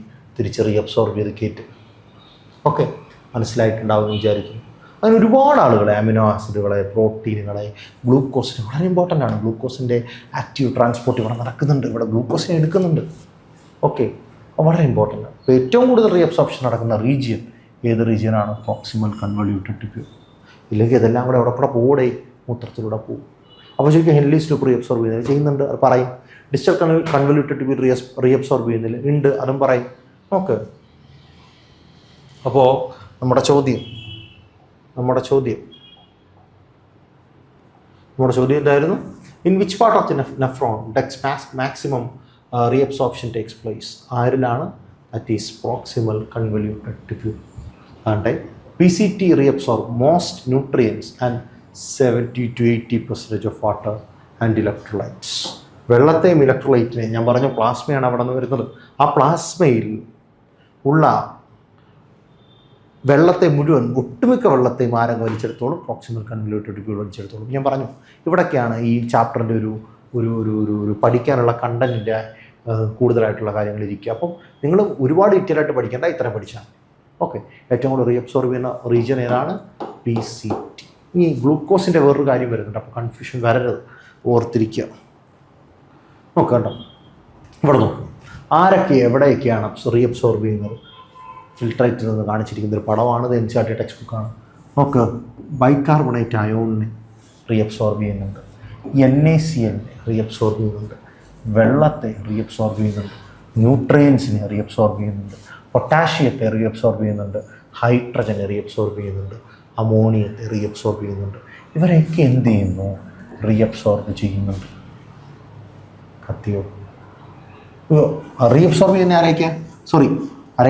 Bicarbonate, NaCl, water, K+ nutrients. Okay, തിരിച്ച് സെക്രീറ്റ് ചെയ്യുന്നു, തിരിച്ചിടുന്നു. ആരോ തിരിച്ച് ട്യൂബിലേക്ക് ഇടുന്ന ആരെയൊക്കെ? H+നെയും അമോണിയത്തെയും. കാര്യം അമോണിയം നമുക്ക് വേണ്ടാത്തല്ലേ, അമോണിയത്തെ തിരിച്ച് റീഅബ്സോർബ് രക്തത്തിലേക്ക് എടുക്കണ്ടല്ലോ. അപ്പോൾ ഈ ട്യൂബിലേക്ക് അമോണിയത്തെ ഇട്ട് H+നെ ഇട്ട് നമ്മൾ ഇങ്ങനെ കൊണ്ടുവന്ന് മൂത്രമൊഴിച്ചങ്ങ് പുറത്തേക്ക് കളയും. ഓക്കെ, മറക്കരുത്. റീഅബ്സോർബ് ചെയ്യുന്ന ഏറ്റവും കൂടുതൽ റീഅബ്സോർപ്ഷൻ നടക്കുന്നത് അപ്പോൾ എവിടെയാണ്? ന്യൂട്രിയൻസ് ഉണ്ട്, ഷുഗേഴ്സ് ഉണ്ട്, ഗ്ലൂക്കോസ് ഉണ്ട്, ഒക്കെ നടക്കുന്നത് എവിടെയാണ്? പ്രോക്സിമൽ കൺവല്യൂട്ടഡ് ട്യൂബിലുള്ള. ഓക്കെ, ഡിസ്റ്റൽ കൺവല്യൂട്ടഡ് ട്യൂബിലുള്ള NaClനെ റീഅബ്സോർബ് ചെയ്യുന്നുണ്ട്, വാട്ടറിനെ റീഅബ്സോർബ് ചെയ്യുന്നുണ്ട്, ബൈകാർബണേറ്റിനെ റീഅബ്സോർബ് ചെയ്യുന്നുണ്ട്. ആരെയൊക്കെ സെക്രീറ്റ് ചെയ്യുന്നുണ്ട്? K+നെയും H+നെയും സെക്രീറ്റ് ചെയ്യുന്നുണ്ട് കേട്ടോ. ഇവിടെ K+നെ അബ്സോർബ് ചെയ്യുകയാണ്, എന്നാൽ ഇവിടെ K+നെ സെക്രീറ്റ് ചെയ്യുകയാണ്. അതായത് പ്രോക്സിമൽ കൺവല്യൂട്ടഡ് ട്യൂബ്യൂൾ K+നെ അബ്സോർബ് ചെയ്യുന്നു, ഡിസ്റ്റൽ കൺവല്യൂട്ടഡ് ട്യൂബ്യൂൾ K+നെ സെക്രീറ്റ് ചെയ്യുന്നു. ആ ട്യൂബിനകത്തേക്ക് സെക്രീറ്റ് ചെയ്തിരുന്നു. ഇത് ട്യൂബിനകത്ത് നിന്ന് ബ്ലഡിലേക്ക് വലിച്ചെടുക്കുന്നു. കണ്ടോ, ഇവിടെ ട്യൂബിനകത്ത് നിന്ന് K+നെ ബ്ലഡിലേക്ക് വലിച്ചെടുക്കുന്നു. ഇവിടെ നോക്ക്, പുറത്തു നിന്നുള്ള K+നെ ട്യൂബിനകത്തേക്ക് ഇടുന്നു. എന്നിട്ട് ട്യൂബിലൂടെ എന്ത് ചെയ്യും? ഇങ്ങനെ യൂറിൻ ആക്കി പുറത്തേക്ക്. ഓക്കെ, ഈ പടം ഇമ്പോർട്ടൻ്റ് ആണ്. ഓക്കെ, ശരി. ഇനി ഇതാണ് ഹെൻലീസ് ലൂപ്പിൻ്റെ ഡിസെൻഡിങ് ലൂപ്പ്, ഇത് ഹെൻലീസ് ലൂപ്പിൻ്റെ അസെൻഡിങ് ലൂപ്പ്. ഇവിടെ കൂടെ പഠിക്കേണ്ട ഒരു കാര്യം നോക്ക്, ഹെൻലീസ് ലൂപ്പിൻ്റെ ഡിസെൻഡിങ് ലൂപ്പിന് ആരെ മാത്രമേ അകത്തേക്ക് എടുക്കാൻ പറ്റൂ? H+. വാട്ടറിനെ അബ്സോർബ് ചെയ്യാം, വാട്ടറിന് പെർമിയബിളാണ് ഹെൻലീസ് ലൂപ്പിൻ്റെ ഡിസെൻഡിങ് ലൂപ്പ്. എന്നാൽ ഇലക്ട്രോലൈറ്റുകൾക്ക് NaCl തുടങ്ങിയ ഇലക്ട്രോലൈറ്റുകൾക്ക് അവരെന്താണ്? ഇംപെർമിയബിളാണ്. ഇവിടെ നിന്ന് അകത്തേക്ക് ആരും എടുക്കാൻ പറ്റത്തില്ല, ഇലക്ട്രോലൈറ്റുകൾ എടുക്കാൻ പറ്റില്ല. ഓക്കെ, ഇലക്ട്രോലൈറ്റ് എന്നോ സോൾട്ട് എന്നോ ഒക്കെ നമുക്ക് പറയാം. ഓക്കെ, ഇലക്ട്രോലൈറ്റ് എന്നോ സോൾട്ട് എന്നോ സൊല്യൂട്ട് എന്നോ പറയാം. അവരാരും ഈ ട്യൂബിന് പെർമിയബിൾ അല്ല, എടുക്കാനോ വിടാനോ പുറത്തേക്ക് എടുക്കാനോ വിടാനോ പറ്റില്ല. എന്നാൽ ഈ tube that is ascending limb of Henle's tube arc permeable അല്ല? ഇപ്പുറത്ത് പെർമിബിളായിരുന്ന വാട്ടർ ഇവിടെ എന്തല്ല പെർമിബിൾ അല്ല. ഇവിടെ ആർക്ക് പെർമിബിളാണ്? ഇലക്ട്രോലൈറ്റിനും സൊല്യൂട്ടിനുമാണ് പെർമിബിൾ. അപ്പോൾ നോക്കുക, ഡിസെൻഡിങ് ലിംബ് ഓഫ് താഴേക്ക് വരുന്ന descending limb of Henle's tube is permeable to water and ascending limb of Henle's tube is permeable to electrolyte. ഒന്നുകൂടെ, the descending limb of Henle's tube is permeable to water and impermeable to electrolyte. ഇലക്ട്രോലൈറ്റിനെ solute എന്നോ electrolyte എന്നോ salt എന്നോ പറയാം എന്ന് ഞാൻ പറയും. ഒന്നുകൂടെ, the descending limb of Henle's tube is permeable to water and the descending limb of Henle's tube is impermeable to electrolyte. Again, the ascending limb of Henle's loop is permeable to electrolyte but impermeable to water, അല്ലെങ്കിൽ non permeable to water, അല്ലെങ്കിൽ not permeable to water. Okay, മനസ്സിലാവുന്നു എന്ന് വിചാരിക്കുന്നു. അതും ഇനിയുള്ള ക്വസ്റ്റ്യനുകൾ ചെയ്യാൻ അത്യാവശ്യമാണ്. ഞാൻ പറഞ്ഞു, അത്രമേൽ ശ്രദ്ധിക്കേണ്ട ഒരു ചാപ്റ്ററാണ്. ഓരോ ക്വസ്റ്റ്യൻസും ആൻസർ ചെയ്യുമ്പോൾ വളരെ ശ്രദ്ധയോടെ ചെയ്യേണ്ട ചാപ്റ്ററാണ് ഏത് എക്സ്ക്രീഷൻ. ഞാൻ പറഞ്ഞു, ആശങ്കയുണ്ടാവും, എങ്ങനെയാണ് അത് തന്നെയല്ലേ ഇത് എന്ന് തോന്നും. പക്ഷേ ഓപ്ഷൻ വായിച്ചു കഴിയുമ്പോഴേ മനസ്സിലാവും, അയ്യോ അവർ ഉദ്ദേശിച്ചത് ഇങ്ങനെ ആയിരുന്നില്ല എന്ന്. അപ്പോൾ ശ്രദ്ധിച്ച് ഉത്തരം എഴുതാൻ നോക്കുക. Which part of the nephron is most permeable to water? വെള്ളത്തിന് ഏറ്റവും കൂടുതൽ പെർമിബിൾ. വെള്ളത്തിന് ഏറ്റവും കൂടുതൽ പെർമിബിൾ. നോക്ക്, ഏറ്റവും അവസാനമല്ലേ യൂറിൻ ഉണ്ടാവും. അപ്പോൾ യൂറിനിൽ ഏറ്റവും കൂടുതൽ വെള്ളം വേണോ വേണ്ടയോ എന്ന് തീരുമാനിക്കുന്നത് അവസാനത്തെ ഭാഗമാണ് എന്ന് ഓർത്താൽ മതി. ഓക്കെ, അപ്പം വെള്ളം ഒരുപാടായിക്കഴിഞ്ഞാൽ വെള്ളത്തെ തിരിച്ച് വലിച്ചെടുക്കുക. യൂറിനൊന്നും പറ്റത്തില്ല. യൂറിൻ ആവുന്നതിന് മുമ്പ് എന്ത് ചെയ്യാം? വലിച്ചെടുക്കാം. വേണ്ടെങ്കിൽ തിരിച്ച് കളയുകയും ചെയ്യും. ഓക്കെ, അങ്ങനെ ഏത് ഭാഗമാണ് ഏറ്റവും കൂടുതൽ പെർമിബിൾ ടു വാട്ടർ ആവുക? That is the descending limb of Henle's tube.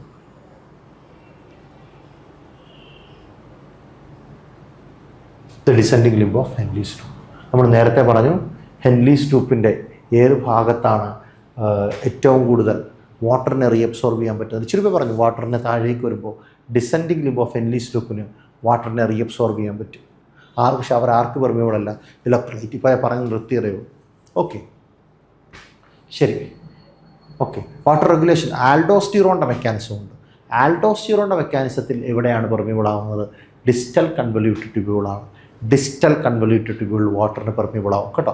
Distal convoluted ട്യൂബ്യൂളും കളക്ടഡ്. അതാണ് ഞാൻ ഇച്ചിരി മാറി പറഞ്ഞത്. എന്ത് ഏറ്റവും കൂടുതൽ പെർമിബിലിറ്റി അല്ലെങ്കിൽ ഏറ്റവും നമുക്ക് റെഗുലേറ്റ് ചെയ്യാൻ പറ്റുന്ന പെർമിബിലിറ്റി ഉള്ളത് ഡിസ്റ്റൽ കൺവല്യൂട്ടഡ് ട്യൂബ്യൂളിലും കളക്ടഡിലുമാണ്. ആരുടെ? വാട്ടറിൻ്റെ. പക്ഷേ ഏറ്റവും കൂടുതൽ വാട്ടറിനെ പെർമിബിളായി സ്വീകരിക്കുന്ന സ്ഥലം descending limb of Henle's ട്യൂബാണ്.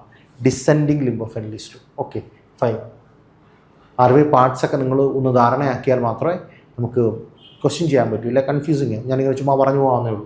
Okay, അപ്പം ചോദ്യം ചോദിച്ചതിന് ഏറ്റവും കൂടുതൽ വാട്ടർ പെർമിബിൾ ആയിട്ടുള്ള ഏതാണ്? Descending limb of Henle's tube ആണ് എഴുതി വെച്ചിരിക്കുന്നത്.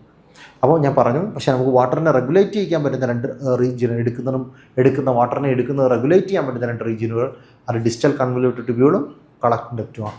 അവരാണ് ഈ നെഫ്രോണിൻ്റെ ഏറ്റവും അവസാനം വരുന്നത്. അപ്പോൾ യൂറിൻ എത്രത്തോളം വേണം അല്ലെങ്കിൽ എത്രത്തോളം വേണ്ട എന്നൊക്കെ തീരുമാനിക്കാൻ ആ ഭാഗത്തിനും കഴിവുണ്ട്. അവരാണ് നമ്മൾ ആൽഡോസ്റ്റിറോൺ മെക്കാനിസം വെച്ച് നോക്കുന്നത്. പക്ഷേ ഇവിടെ ഒന്നുമല്ല. ഇവിടെ ചോദിച്ചിരിക്കുന്നത് ഏറ്റവും കൂടുതൽ വെള്ളം എടുക്കാൻ പറ്റുന്ന റീജിയൻ ഏതാണ്? ഡിസെൻഡിങ് ലിംബ് ഓഫ് ഹെൻലീസ് ട്യൂബാണ്. ഓർത്തിരിക്കുക കേട്ടോ. അടുത്തത്, juxta glomerular apparatus helps in regulating. നോക്ക്, ജക്സ്റ്റാ ഗ്ലോമറുലാർ അപ്പാരറ്റസ് അതെന്ത്? ഈ ജക്സ്റ്റാ നമ്മൾ നേരത്തെ പഠിച്ചു. ജക്സ്റ്റാ മെഡുലറി നെഫ്രോൺ പഠിച്ചു. ഇതെന്താ ഈ ജക്സ്റ്റാ ഗ്ലോമറുലാർ അപ്പാരറ്റസ്? ജക്സ്റ്റാ ഗ്ലോമറുലാർ അപ്പാരറ്റസ് എന്ന് പറഞ്ഞാൽ കേൾക്കുമ്പോൾ നിങ്ങൾക്ക് ഒരിച്ചിരി സംശയം തോന്നും. എന്താണ് ഈ ജക്സ്റ്റാ ഗ്ലോമറുലാർ അപ്പാരറ്റസ്? നിങ്ങൾ പഠിച്ചിട്ടിരിക്കുവാണെങ്കിൽ കുഴപ്പമില്ല. അഫറൻ്റ് ആർട്ടീരിയോളും ഡിസ്റ്റൽ കൺവല്യൂട്ടഡ് ട്യൂബ്യൂളും കൂടെ ചേർന്നിരിക്കുന്ന ഭാഗമാണ് ഏത്? ജക്സ്റ്റാ ഗ്ലോമറുലാർ അപ്പാരറ്റസ്. കാണാതെ പഠിച്ചോ. അഫറൻ്റ് ആർട്ടീരിയോളും ഡിസ്റ്റൽ കൺവല്യൂട്ടഡ് ട്യൂബ്യൂളും കൂടെ ചേർന്നിരിക്കുന്ന ഭാഗമാണ് ജക്സ്റ്റാ ഗ്ലോമറുലാർ അപ്പാരറ്റസ്. ഏതാണ്? അഫറൻ്റ് ആർട്ടീരിയോളും ഡിസ്റ്റൽ കൺവല്യൂട്ടഡ് ട്യൂബ്യൂളും കൂടെ ചേർന്നിരിക്കുന്ന ഭാഗമാണ് ഇത് ജക്സ്റ്റാ ഗ്ലോമറുലാർ അപ്പാരറ്റസ്. ഞാൻ 3 വട്ടം പറഞ്ഞു, മറക്കരുത്. നിങ്ങൾക്ക് സ്വാഭാവികമായും സംശയം ഉണ്ടാവും. നോക്ക്, അതെങ്ങനെയാണ് സാറേ ശരിയാവുക എന്ന് നിങ്ങൾക്ക് സ്വാഭാവികമായിട്ടുള്ള സംശയമാണ്. നോക്ക്, സാറല്ലേ പറഞ്ഞത് അഫറൻറ്റ് ആർട്ടീരിയോൾ, ഇതാ കുറച്ച് പേർക്ക് ഒരു സംശയം ഉണ്ടാവും, അഫറൻറ്റ് ആർട്ടീരിയോളും ആരും ഡിസ്റ്റൽ കൺവല്യൂട്ടഡ് ട്യൂബ്യൂളും കൂടെ ചേരുന്ന ഭാഗം ഇവർ തമ്മിൽ എങ്ങനെ ചേരും? ആ ചേരുന്ന ഭാഗത്തെയാണ് ജക്സ്റ്റാ ഗ്ലോമറുലാർ അപ്പാരറ്റസ് ഉദ്ദേശിക്കുന്നത്. അവരാണ് നമ്മുടെ കിഡ്നിയുടെ റെഗുലേഷനെ സഹായിക്കുന്നത്. അവരാണ് നമ്മുടെ കിഡ്നിയിൽ എത്രത്തോളം വെള്ളമുണ്ട്, പ്രഷറുണ്ട്, കാര്യങ്ങളുണ്ടെന്നൊക്കെ നോക്കുന്നത്. പക്ഷേ ഇവരുടെ ഒരു ചേർന്നല്ലോ, ദൂരെയാണല്ലോ ഇരിക്കുന്നത്. പിന്നെ ഇവരെങ്ങനെ ഒരുമിച്ചിരിക്കും എന്നൊരു ചോദ്യം നിങ്ങളുടെ മനസ്സിൽ വരും. നോക്ക്, നിങ്ങളുടെ ഹെഡ്സെറ്റ്, നിങ്ങളുടെ വീട്ടിൽ ചെവിയിൽ വെക്കുന്ന ഹെഡ്സെറ്റിൻ്റെ സ്ട്രക്ചർ ഇതാണ്. ഇങ്ങനെയാണ് ഇരിക്കുക, നിങ്ങൾക്കറിയാം. ഉണ്ടോ, ഒരു പിന്നൊക്കെ ഉണ്ട്. ഇങ്ങനെയാണ് സ്ട്രക്ചർ. പക്ഷേ ഈ ഹെഡ്സെറ്റിനെ നിങ്ങളുടെ കയ്യിൽ വെച്ച് നിങ്ങൾ ചൂട്ടിപ്പിടിച്ചാൽ ഇതിങ്ങനെ തന്നെ ഇരിക്കുമോ? അതുപോലെയല്ലേ കിഡ്നിക്കകത്തല്ലേ ഇവരെ എല്ലാം കൂടെ കുത്തിയിറച്ചേക്കുക. ഇങ്ങനെ എത്ര എണ്ണത്തെ കുത്തിയിറച്ചിട്ടുണ്ട്? എത്ര എണ്ണത്തെയാണ്? 10 ലക്ഷം എണ്ണത്തെ. അപ്പോൾ കുത്തി നിറയ്ക്കുമ്പോൾ ഇവർ വളഞ്ഞ് ഒടിഞ്ഞ് കുത്തിയൊക്കെ ഇരിക്കുന്നു. അപ്പോൾ ഇവർ തമ്മിൽ എന്ത് വരും? കണക്ഷൻ വരും. ആരൊക്കെ? അഫറൻറ്റ് ആർട്ടീരിയോളും ഡിസ്റ്റൽ കൺവല്യൂട്ടഡ് ട്യൂബ്യൂളും. ആ കണക്ഷനുള്ള ആ അപ്പാരറ്റസിനെ, ആ ഒരു മോഡിഫിക്കേഷനെ വിളിക്കുന്ന പേരാണ് ജക്സ്റ്റാ ഗ്ലോമറുലാർ അപ്പാരറ്റസ്. അതിലെ സെൽസിനെ വിളിക്കുന്ന പേരാണ് JG സെൽസ് എന്ന് പറയുന്നത്, അല്ലെങ്കിൽ ജക്സ്റ്റാ ഗ്ലോമറുലാർ സെൽസ് എന്ന് പറയുന്നു. ഓക്കെ, ശരി.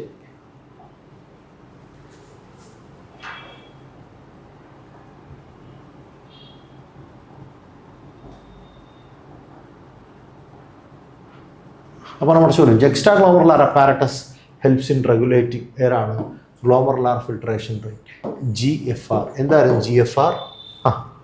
കിഡ്നിയിൽ ഒരു മിനിറ്റിൽ എത്രത്തോളം ഫിൽട്രേറ്റ് ഉണ്ടാവുന്നു എന്നുള്ളതിനെ കണക്കാണ് ഗ്ലോമറുലാർ ഫിൽട്രേഷൻ റേറ്റ്.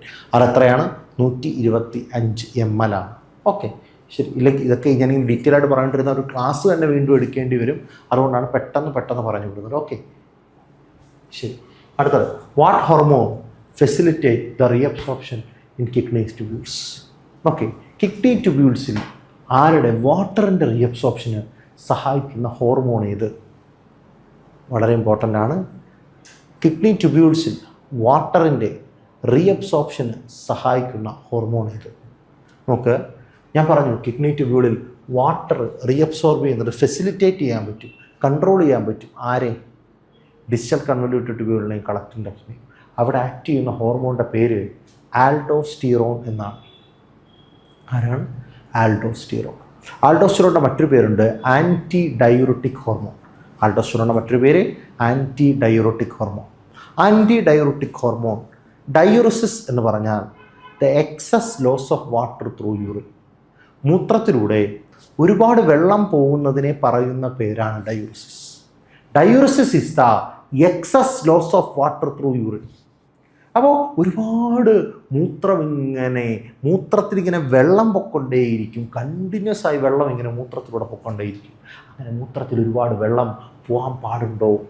നമ്മുടെ ശരീരത്തിന് നഷ്ടമല്ലേ? ആ മൂത്രത്തിലെ വെള്ളം എങ്ങനെ പോകണം? കോൺസെൻട്രേറ്റഡ് ആയിട്ട് പോകണം. കോൺസെൻട്രേറ്റഡ് ആയിട്ട് പോകണമെങ്കിൽ മൂത്രത്തിൽ ആര് കാണാൻ പാടില്ല? വെള്ളത്തിൻ്റെ അളവ് കുറവായിരിക്കണം. ഓക്കെ, അല്ലാതെ വെള്ളത്തിലൂടെ ഇങ്ങനെ കണ്ടിന്യൂസ് ആയി അങ്ങനെ മൂത്രത്തിലൂടെ ഇങ്ങനെ കണ്ടിന്യൂസ് ആയി വെള്ളം പൊക്കൊണ്ടിരുന്ന വല്ല കാര്യമുണ്ടോ? അതിനെ എന്ത് ചെയ്യണം? പ്രിവെൻറ്റ് ചെയ്യണം. അങ്ങനെ മൂത്രത്തിലൂടെ ഒരുപാട് വെള്ളം പോകുന്നതിനെ വിളിക്കുന്ന പേരാണ് ഡയൂറിസിസ്. മറക്കരുത്, the excess loss of water through urine ആണ് എന്ത് പറയുക? ഡയൂറിസിസ്. അപ്പോൾ ഇങ്ങനെ മൂത്രത്തിലൂടെ വെള്ളം പൊക്കൊണ്ടിരിക്കും. അപ്പം നമ്മുടെ ആൾക്ക് മനസ്സിലാവും, ബോഡിക്ക് കിഡ്നി സെൻസ് ചെയ്യും. കിഡ്നി സെൻസ് ചെയ്തിട്ട് പറയും, എടീ നിൻ്റെ മൂത്രത്തിലൂടെ ഒരുപാട് വെള്ളം പോകുന്നു, അപ്പോൾ വെള്ളം നിനക്ക് ശരീരത്തിൽ ഇല്ലാതായി പോവും. അപ്പോൾ നമ്മുടെ പിറ്റ്യൂട്ടറി ഗ്ലാൻഡിൻ്റെ പോസ്റ്റീരിയർ പിറ്റ്യൂട്ടറി, ചോദ്യമാണ് പോസ്റ്റീരിയർ പിറ്റ്യൂട്ടറി. പോസ്റ്റീരിയർ പിറ്റ്യൂട്ടറിയുടെ മറ്റൊരു പേര് ന്യൂറോ ഹൈപ്പോഫൈസിസ്. പോസ്റ്റീരിയർ പിറ്റ്യൂട്ടറിയുടെ മറ്റൊരു പേര് ന്യൂറോ ഹൈപ്പോഫൈസിസ്. ഓക്കെ, അതുപോലെ തന്നെ അപ്പോൾ ആ ന്യൂറോ ഹൈപ്പോഫൈസിസ് അല്ലെങ്കിൽ പോസ്റ്റീരിയർ പിറ്റ്യൂട്ടറി എന്തിനെ പ്രൊഡ്യൂസ് ചെയ്യും? വാസോപ്രസിനെ പ്രൊഡ്യൂസ് ചെയ്യും. ഈ വാസോപ്രസിൻ എവിടെ പോയി ആക്ട് ചെയ്യും? നമ്മുടെ ഡിസ്റ്റൽ കൺവല്യൂട്ടഡ് ട്യൂബ്യൂളിലും കളക്റ്റിംഗ് ഡക്റ്റിലും. അവരാണല്ലോ നെഫ്രോണിൻ്റെ അവസാനത്തെ ഭാഗം. അപ്പോൾ വാസോപ്രസിൻ, പോസ്റ്റീരിയർ പിറ്റ്യൂട്ടറി പ്രൊഡ്യൂസ് ചെയ്യുന്ന വാസോപ്രസിൻ എവിടെ ആക്ട് ചെയ്യും? ഒരു വട്ടം കൂടെ കേട്ടോളൂ. പോസ്റ്റീരിയർ പിറ്റ്യൂട്ടറി പ്രൊഡ്യൂസ് ചെയ്യുന്ന വാസോപ്രസിൻ എവിടെ ആക്ട് ചെയ്യും? ഡിസ്റ്റൽ കൺവല്യൂട്ടഡ് ട്യൂബ്യൂളിലും കളക്റ്റിംഗ് ഡക്റ്റിലും ആക്ട് ചെയ്യും. അവിടെ അക്വാപോറിൻ, വെള്ളത്തെ കടത്തിവിടുന്ന ചാനലുകളുടെ പേരാണ്. ആ അക്വാപോറിൻ ചാനലുകളെ ഓപ്പൺ ആക്കും. അപ്പോൾ കിഡ്നിയുടെ ട്യൂബുലാർ സെൽസിൽ നിന്ന് രക്തത്തിലേക്ക് ആർക്ക് കയറാൻ പറ്റും? വെള്ളത്തിന് കയറാൻ പറ്റും. അപ്പോൾ വെള്ളം രക്തത്തിലെത്തി. വെള്ളം എന്തായി പോവില്ല? മൂത്രത്തിലൂടെ പോവില്ല എന്നുള്ളതാണ് വസ്തുത. നമുക്ക് നേരത്തെ പറഞ്ഞതുപോലെ തന്നെ ഇവിടെ നിന്ന് ഈ റീജിയൻ, ഏതൊക്കെ റീജിയൻ? ഡിസ്റ്റൽ കൺവല്യൂട്ടഡ് ട്യൂബ്യൂൾ, അതുപോലെ കളക്റ്റിംഗ് ഡക്റ്റ്. ഈ 2 റീജിയനിലും ഇവിടെ വെള്ളം നിൽക്കുന്നത്. ഇപ്പോഴാണ് ആര് സെൻസ് ചെയ്തത്? നമ്മുടെ ബോഡി സെൻസ് ചെയ്തിട്ട് പറഞ്ഞു ഇവിടെ വെള്ളം ഒരുപാട് ഇനിയും ഇങ്ങനെ ഈ ഫിൽട്രേറ്റ് ഇതുവഴി താഴെ എത്തുമ്പോൾ എന്തായി മാറണം? താഴെ കൂടെ എന്തായി പോവും? യൂറിനായി പോവും അല്ലേ? അപ്പോൾ അങ്ങനെ താഴെ കൂടെ യൂറിനായി പോയാൽ ഒരുപാട് യൂറിൻ ഇങ്ങനെ പൊയ്ക്കൊണ്ടിരിക്കും. അപ്പോൾ യൂറിനായി പോകുന്നതിന് ഇവിടെ വെച്ച് എന്ത് ചെയ്യണം? സ്റ്റോപ്പ് ചെയ്യണം. അത് മെസ്സേജ് കൊടുക്കുകയാണ് ആർക്ക്? Distal convoluted tubule. അപ്പോൾ അവരുടെ ചാനലുകൾ ഇങ്ങനെ ഓപ്പൺ ആവും. ഇങ്ങനെ ഓപ്പണായിട്ട് ഈ ട്യൂബിൽ നിന്ന് ആരെ അകത്തേക്ക് എടുക്കും? വെള്ളത്തെ അകത്തേക്ക് എടുക്കും. ഈ ട്യൂബിൽ നിന്ന് ആരെ അകത്തേക്ക് എടുക്കും? വെള്ളത്തെ അകത്തേക്ക് എടുക്കും. അപ്പോൾ ഇവരെ കവർ ചെയ്തുകൊണ്ട് ചുറ്റും ഒരു ബ്ലഡ് വെസൽ ഉണ്ട്. അതിൻ്റെ പേര് ഞാൻ പറഞ്ഞു, പെരിട്യൂബുലാർ കാപ്പിലറി. ആ ബ്ലഡ് വെസൽസ് ആ വെള്ളത്തെ കൊണ്ടുപോകും. അപ്പോൾ വെള്ളം ഇവിടെ രക്തത്തിലെത്തി. അപ്പോൾ ആ വെള്ളം ഇതുവഴി ഇങ്ങനെ വന്ന് ഇവിടെ യൂറിനായി പോകുന്നുണ്ടോ? ആ വെള്ളം ഇങ്ങനെ ഇതുവഴി വന്ന് യൂറിനായി പോകുന്നുണ്ടോ? ഇല്ല. ആ വെള്ളത്തെ ആര് തിരിച്ചെടുക്കുന്നു? ഇവർക്ക് ചുറ്റുമുള്ള പെരിട്യൂബുലാർ കാപ്പിലറീസ് എടുക്കുന്നു. അവരുടെ ശരീരത്തിലേക്ക് എന്ത് വരുന്നു? വെള്ളം വരുന്നു. ഓക്കെ. അപ്പോൾ വെള്ളം ഒരുപാട് മൂത്രത്തിലൂടെ പോകുന്നുണ്ടോ? അങ്ങനെ വെള്ളം മൂത്രത്തിലൂടെ പോകുന്ന അസുഖം ഡയൂറിസിസ്. അതിനെ പ്രിവെൻറ്റ് ചെയ്യുന്ന ഹോർമോൺ ഇപ്പോൾ ആരാണ് ഇവിടെ വന്ന് ആക്ട് ചെയ്തത്? വാസോപ്രസിൻ. അപ്പോൾ ഡയൂറിസിസിനെ പ്രിവെൻറ്റ് ചെയ്യുന്ന ഹോർമോൺ ആരാ? വാസോപ്രസിൻ. ഡയൂറിസിസിനെ പ്രിവെൻറ്റ് ചെയ്യുന്നു. അതുകൊണ്ട് ആൻറ്റി എഗൈൻസ്റ്റ് ഡയൂറിസിസ് എന്ന പേര് വന്നു. അതുകൊണ്ടാണ് അവർക്ക് ഏത് പേര് വന്നത്? ആൻറ്റി ഡയൂറട്ടിക് ഹോർമോൺ എന്ന പേര് വന്നത്. ഞാൻ ഈ പറയുന്നത് ആർക്കെങ്കിലും ബുദ്ധിമുട്ടുണ്ടോ എങ്കിൽ വീണ്ടും കേട്ട് നോക്കുക. ഓക്കെ. ഞാനതാണ് പറഞ്ഞു പോകുന്നത്. ഇനി പഠിപ്പിച്ചുകൊണ്ടിരിക്കാൻ സമയമില്ല, നമ്മൾ റിവിഷൻ ടൈമിലാണ്. Okay, fine. അടുത്തത് നമ്മൾ പറഞ്ഞ ക്വസ്റ്റ്യനാണ്. അപ്പോൾ എന്താണ്? Which hormone facilitate the reabsorption of kidney tubules? ആരാണ്? ആൻറ്റി ഡയൂറട്ടിക് ഹോർമോൺ അഥവാ ADH അല്ലെങ്കിൽ വാസോപ്രസിൻ. ഓക്കെ. ഇനി വാസോപ്രസിൻ ഇല്ലെങ്കിൽ എന്ത് പറ്റും? ഞാൻ പറഞ്ഞു, വാസോപ്രസിൻ ഡിസ്റ്റൽ കൺവല്യൂട്ടഡ് ട്യൂബ്യൂളിലും കളക്റ്റിംഗ് ഡക്റ്റിലും പോയി ആക്ട് ചെയ്ത് അക്വാപോറിൻസ് ചാനലുകളെ തുറന്ന് വെള്ളത്തെ റീഅബ്സോർബ് ചെയ്യും. അതിൻ്റെ ഫലമായി ട്യൂബ്യൂളിലൂടെ വന്ന വെള്ളം കളക്റ്റിംഗ് ഡക്റ്റിലെത്തി മൂത്രമായി പോവില്ല. ആ വെള്ളം എവിടെ എത്തി? രക്തത്തിലെത്തി. പക്ഷേ വാസോപ്രസിൻ ഇല്ലെങ്കിൽ ഈ വെള്ളം രക്തത്തിലെത്തുമായിരുന്നു. വാസോപ്രസിൻ ഇല്ലെങ്കിൽ ഈ വെള്ളം മൂത്രത്തിലൂടെ തന്നെ പോകും. വാസോപ്രസിൻ ഇല്ലെങ്കിൽ ആളിങ്ങനെ കണ്ടിന്യൂസ് ആയി മൂത്രമൊഴിച്ചുകൊണ്ടേയിരിക്കും. വാസോപ്രസിൻ ഇല്ലെങ്കിൽ, ADH ഇല്ലെങ്കിൽ, ആൻറ്റി ഡയൂറട്ടിക് ഹോർമോൺ ഇല്ലെങ്കിൽ ഡയൂറിസിസ് നടക്കും. എഗെയിൻസ്റ്റായിട്ട് നിൽക്കാൻ ആളില്ലെങ്കിൽ ആ പരിപാടിയൊക്കെ നടക്കും. ആൻറ്റി ഡയൂറിസിസ് ഹോർമോണായ വാസോപ്രസിൻ ഇല്ലെങ്കിൽ മൂത്രത്തിലൂടെ ഇങ്ങനെ വെള്ളം പൊക്കൊണ്ടേയിരിക്കും. ആ അസുഖമാണ് ഡയബറ്റിസ് ഇൻസിപ്പിഡസ്. കേട്ടോളൂ, ഡയബറ്റിസ് ഇൻസിപ്പിഡസ് ആരില്ലാത്തത് കൊണ്ട് വരുന്നതാണ്. വാസോപ്രസിൻ അഥവാ ADH ഇല്ലാത്തത് കൊണ്ടുവരുന്ന അസുഖമാണ് ഡയബറ്റിസ് ഇൻസിപ്പിഡസ്. ഒരു വട്ടം കൂടെ പറയുന്നു, വാസോപ്രസിൻ അഥവാ ADH ഇല്ലാത്തത് കൊണ്ടുവരുന്ന അസുഖമാണ് ഡയബറ്റിസ് ഇൻസിപ്പിഡസ്. അതിൻ്റെ സിംറ്റം എന്തായിരിക്കും? ഡയൂറിസിസ് ആയിരിക്കും. എന്ന് പറഞ്ഞാൽ ഇങ്ങനെ മൂത്രം ഒഴിച്ചുകൊണ്ടേയിരിക്കും. Excess loss of water through urine ഉണ്ട് എങ്കിൽ അതിൻ്റെ അർത്ഥം അയാൾക്ക് ഡയൂറിസിസ് ഉണ്ടതാണ്. ആ ഡയൂറിസിസ് വരാൻ കാരണക്കാരനാരാ? വാസോപ്രസിൻ ഇല്ലാത്തതാണ്. അങ്ങനെ വാസോപ്രസിൻ ഇല്ലെങ്കിൽ ഉണ്ടാകുന്ന കണ്ടീഷൻ, ആ അസുഖത്തെ പറയുന്ന പേര് ഡയബറ്റിസ് ഇൻസിപ്പിഡസ് എന്നുള്ളത്.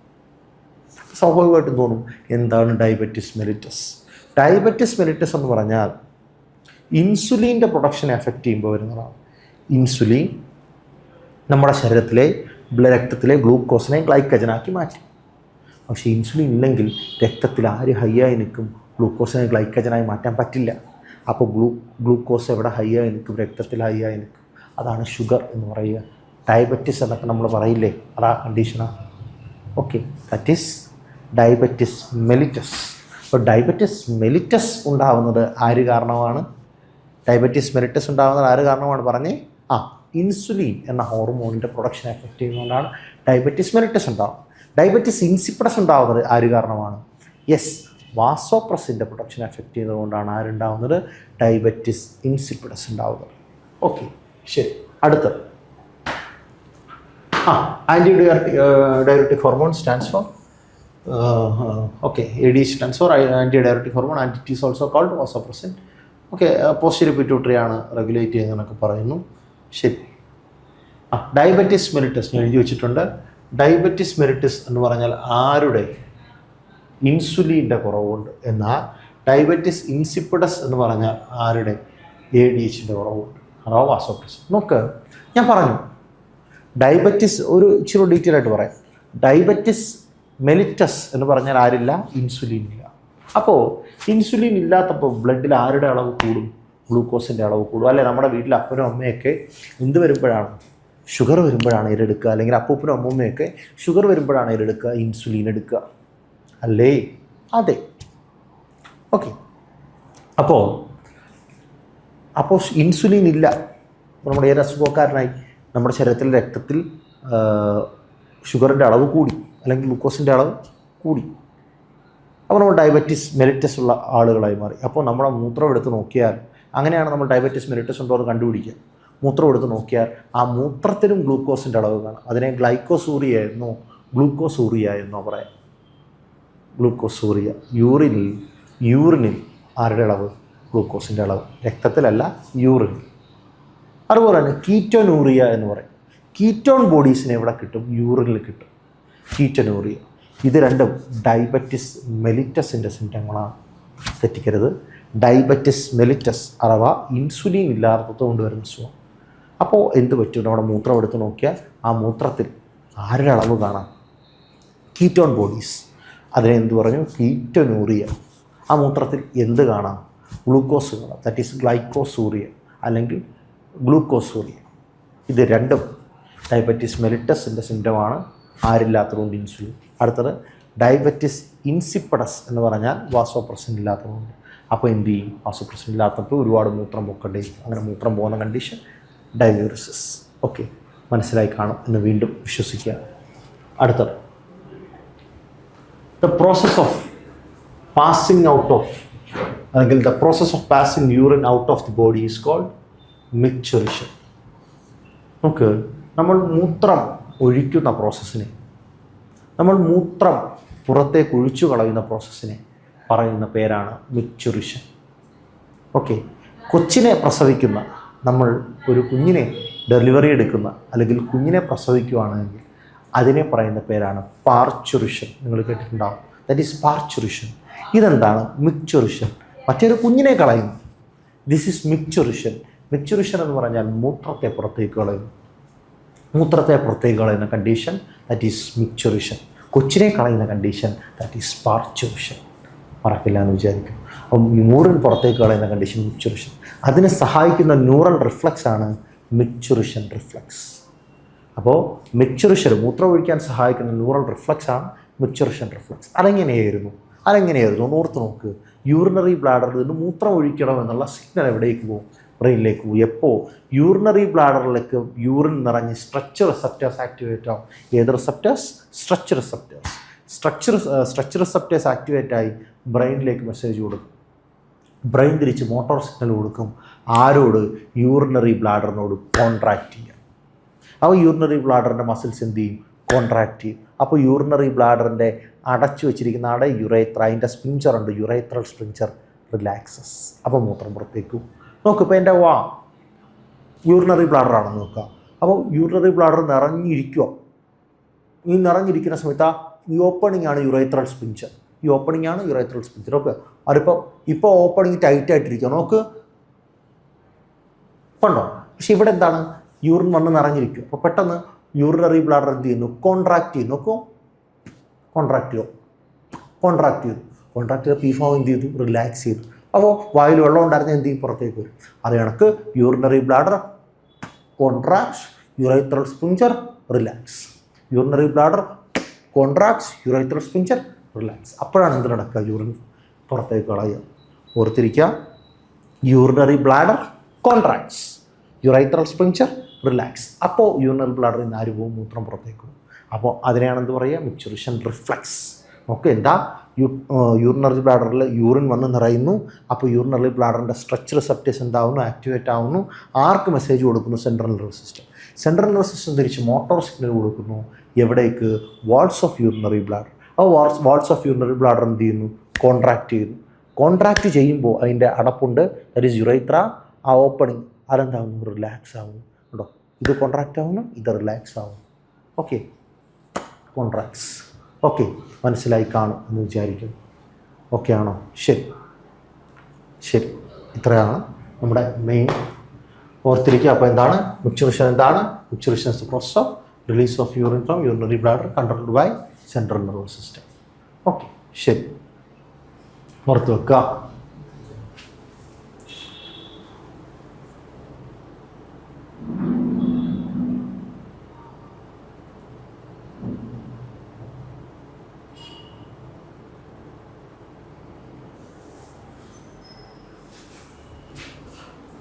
നോക്കുക നമ്മുടെ അടുത്ത ഭാഗം, which is not the function of the kidney.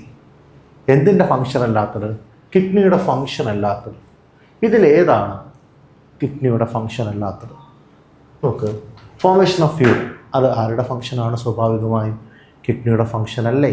Formation of urine കിഡ്നിയുടെ ഫങ്ഷനാണ്. ശരി, അടുത്തത് regulation of blood pressure. Regulation of blood പ്രഷറും ആരുടെ ഫങ്ഷനാണ്? കിഡ്നിയുടെ ഫങ്ഷനാണ്. റെഗുലേഷൻ ഓഫ് ബോഡി ടെമ്പറേച്ചർ അത് ആരുടെ ഫങ്ഷനല്ല? കിഡ്നിയുടെ ഫങ്ഷനല്ല. ബോഡി ടെമ്പറേച്ചർ റെഗുലേറ്റ് ചെയ്യുന്ന ആളായിട്ട് നമ്മൾ പഠിച്ചു, ഹൈപ്പോ തലാമസ് എന്നൊക്കെ പഠിച്ചിട്ടുണ്ട്.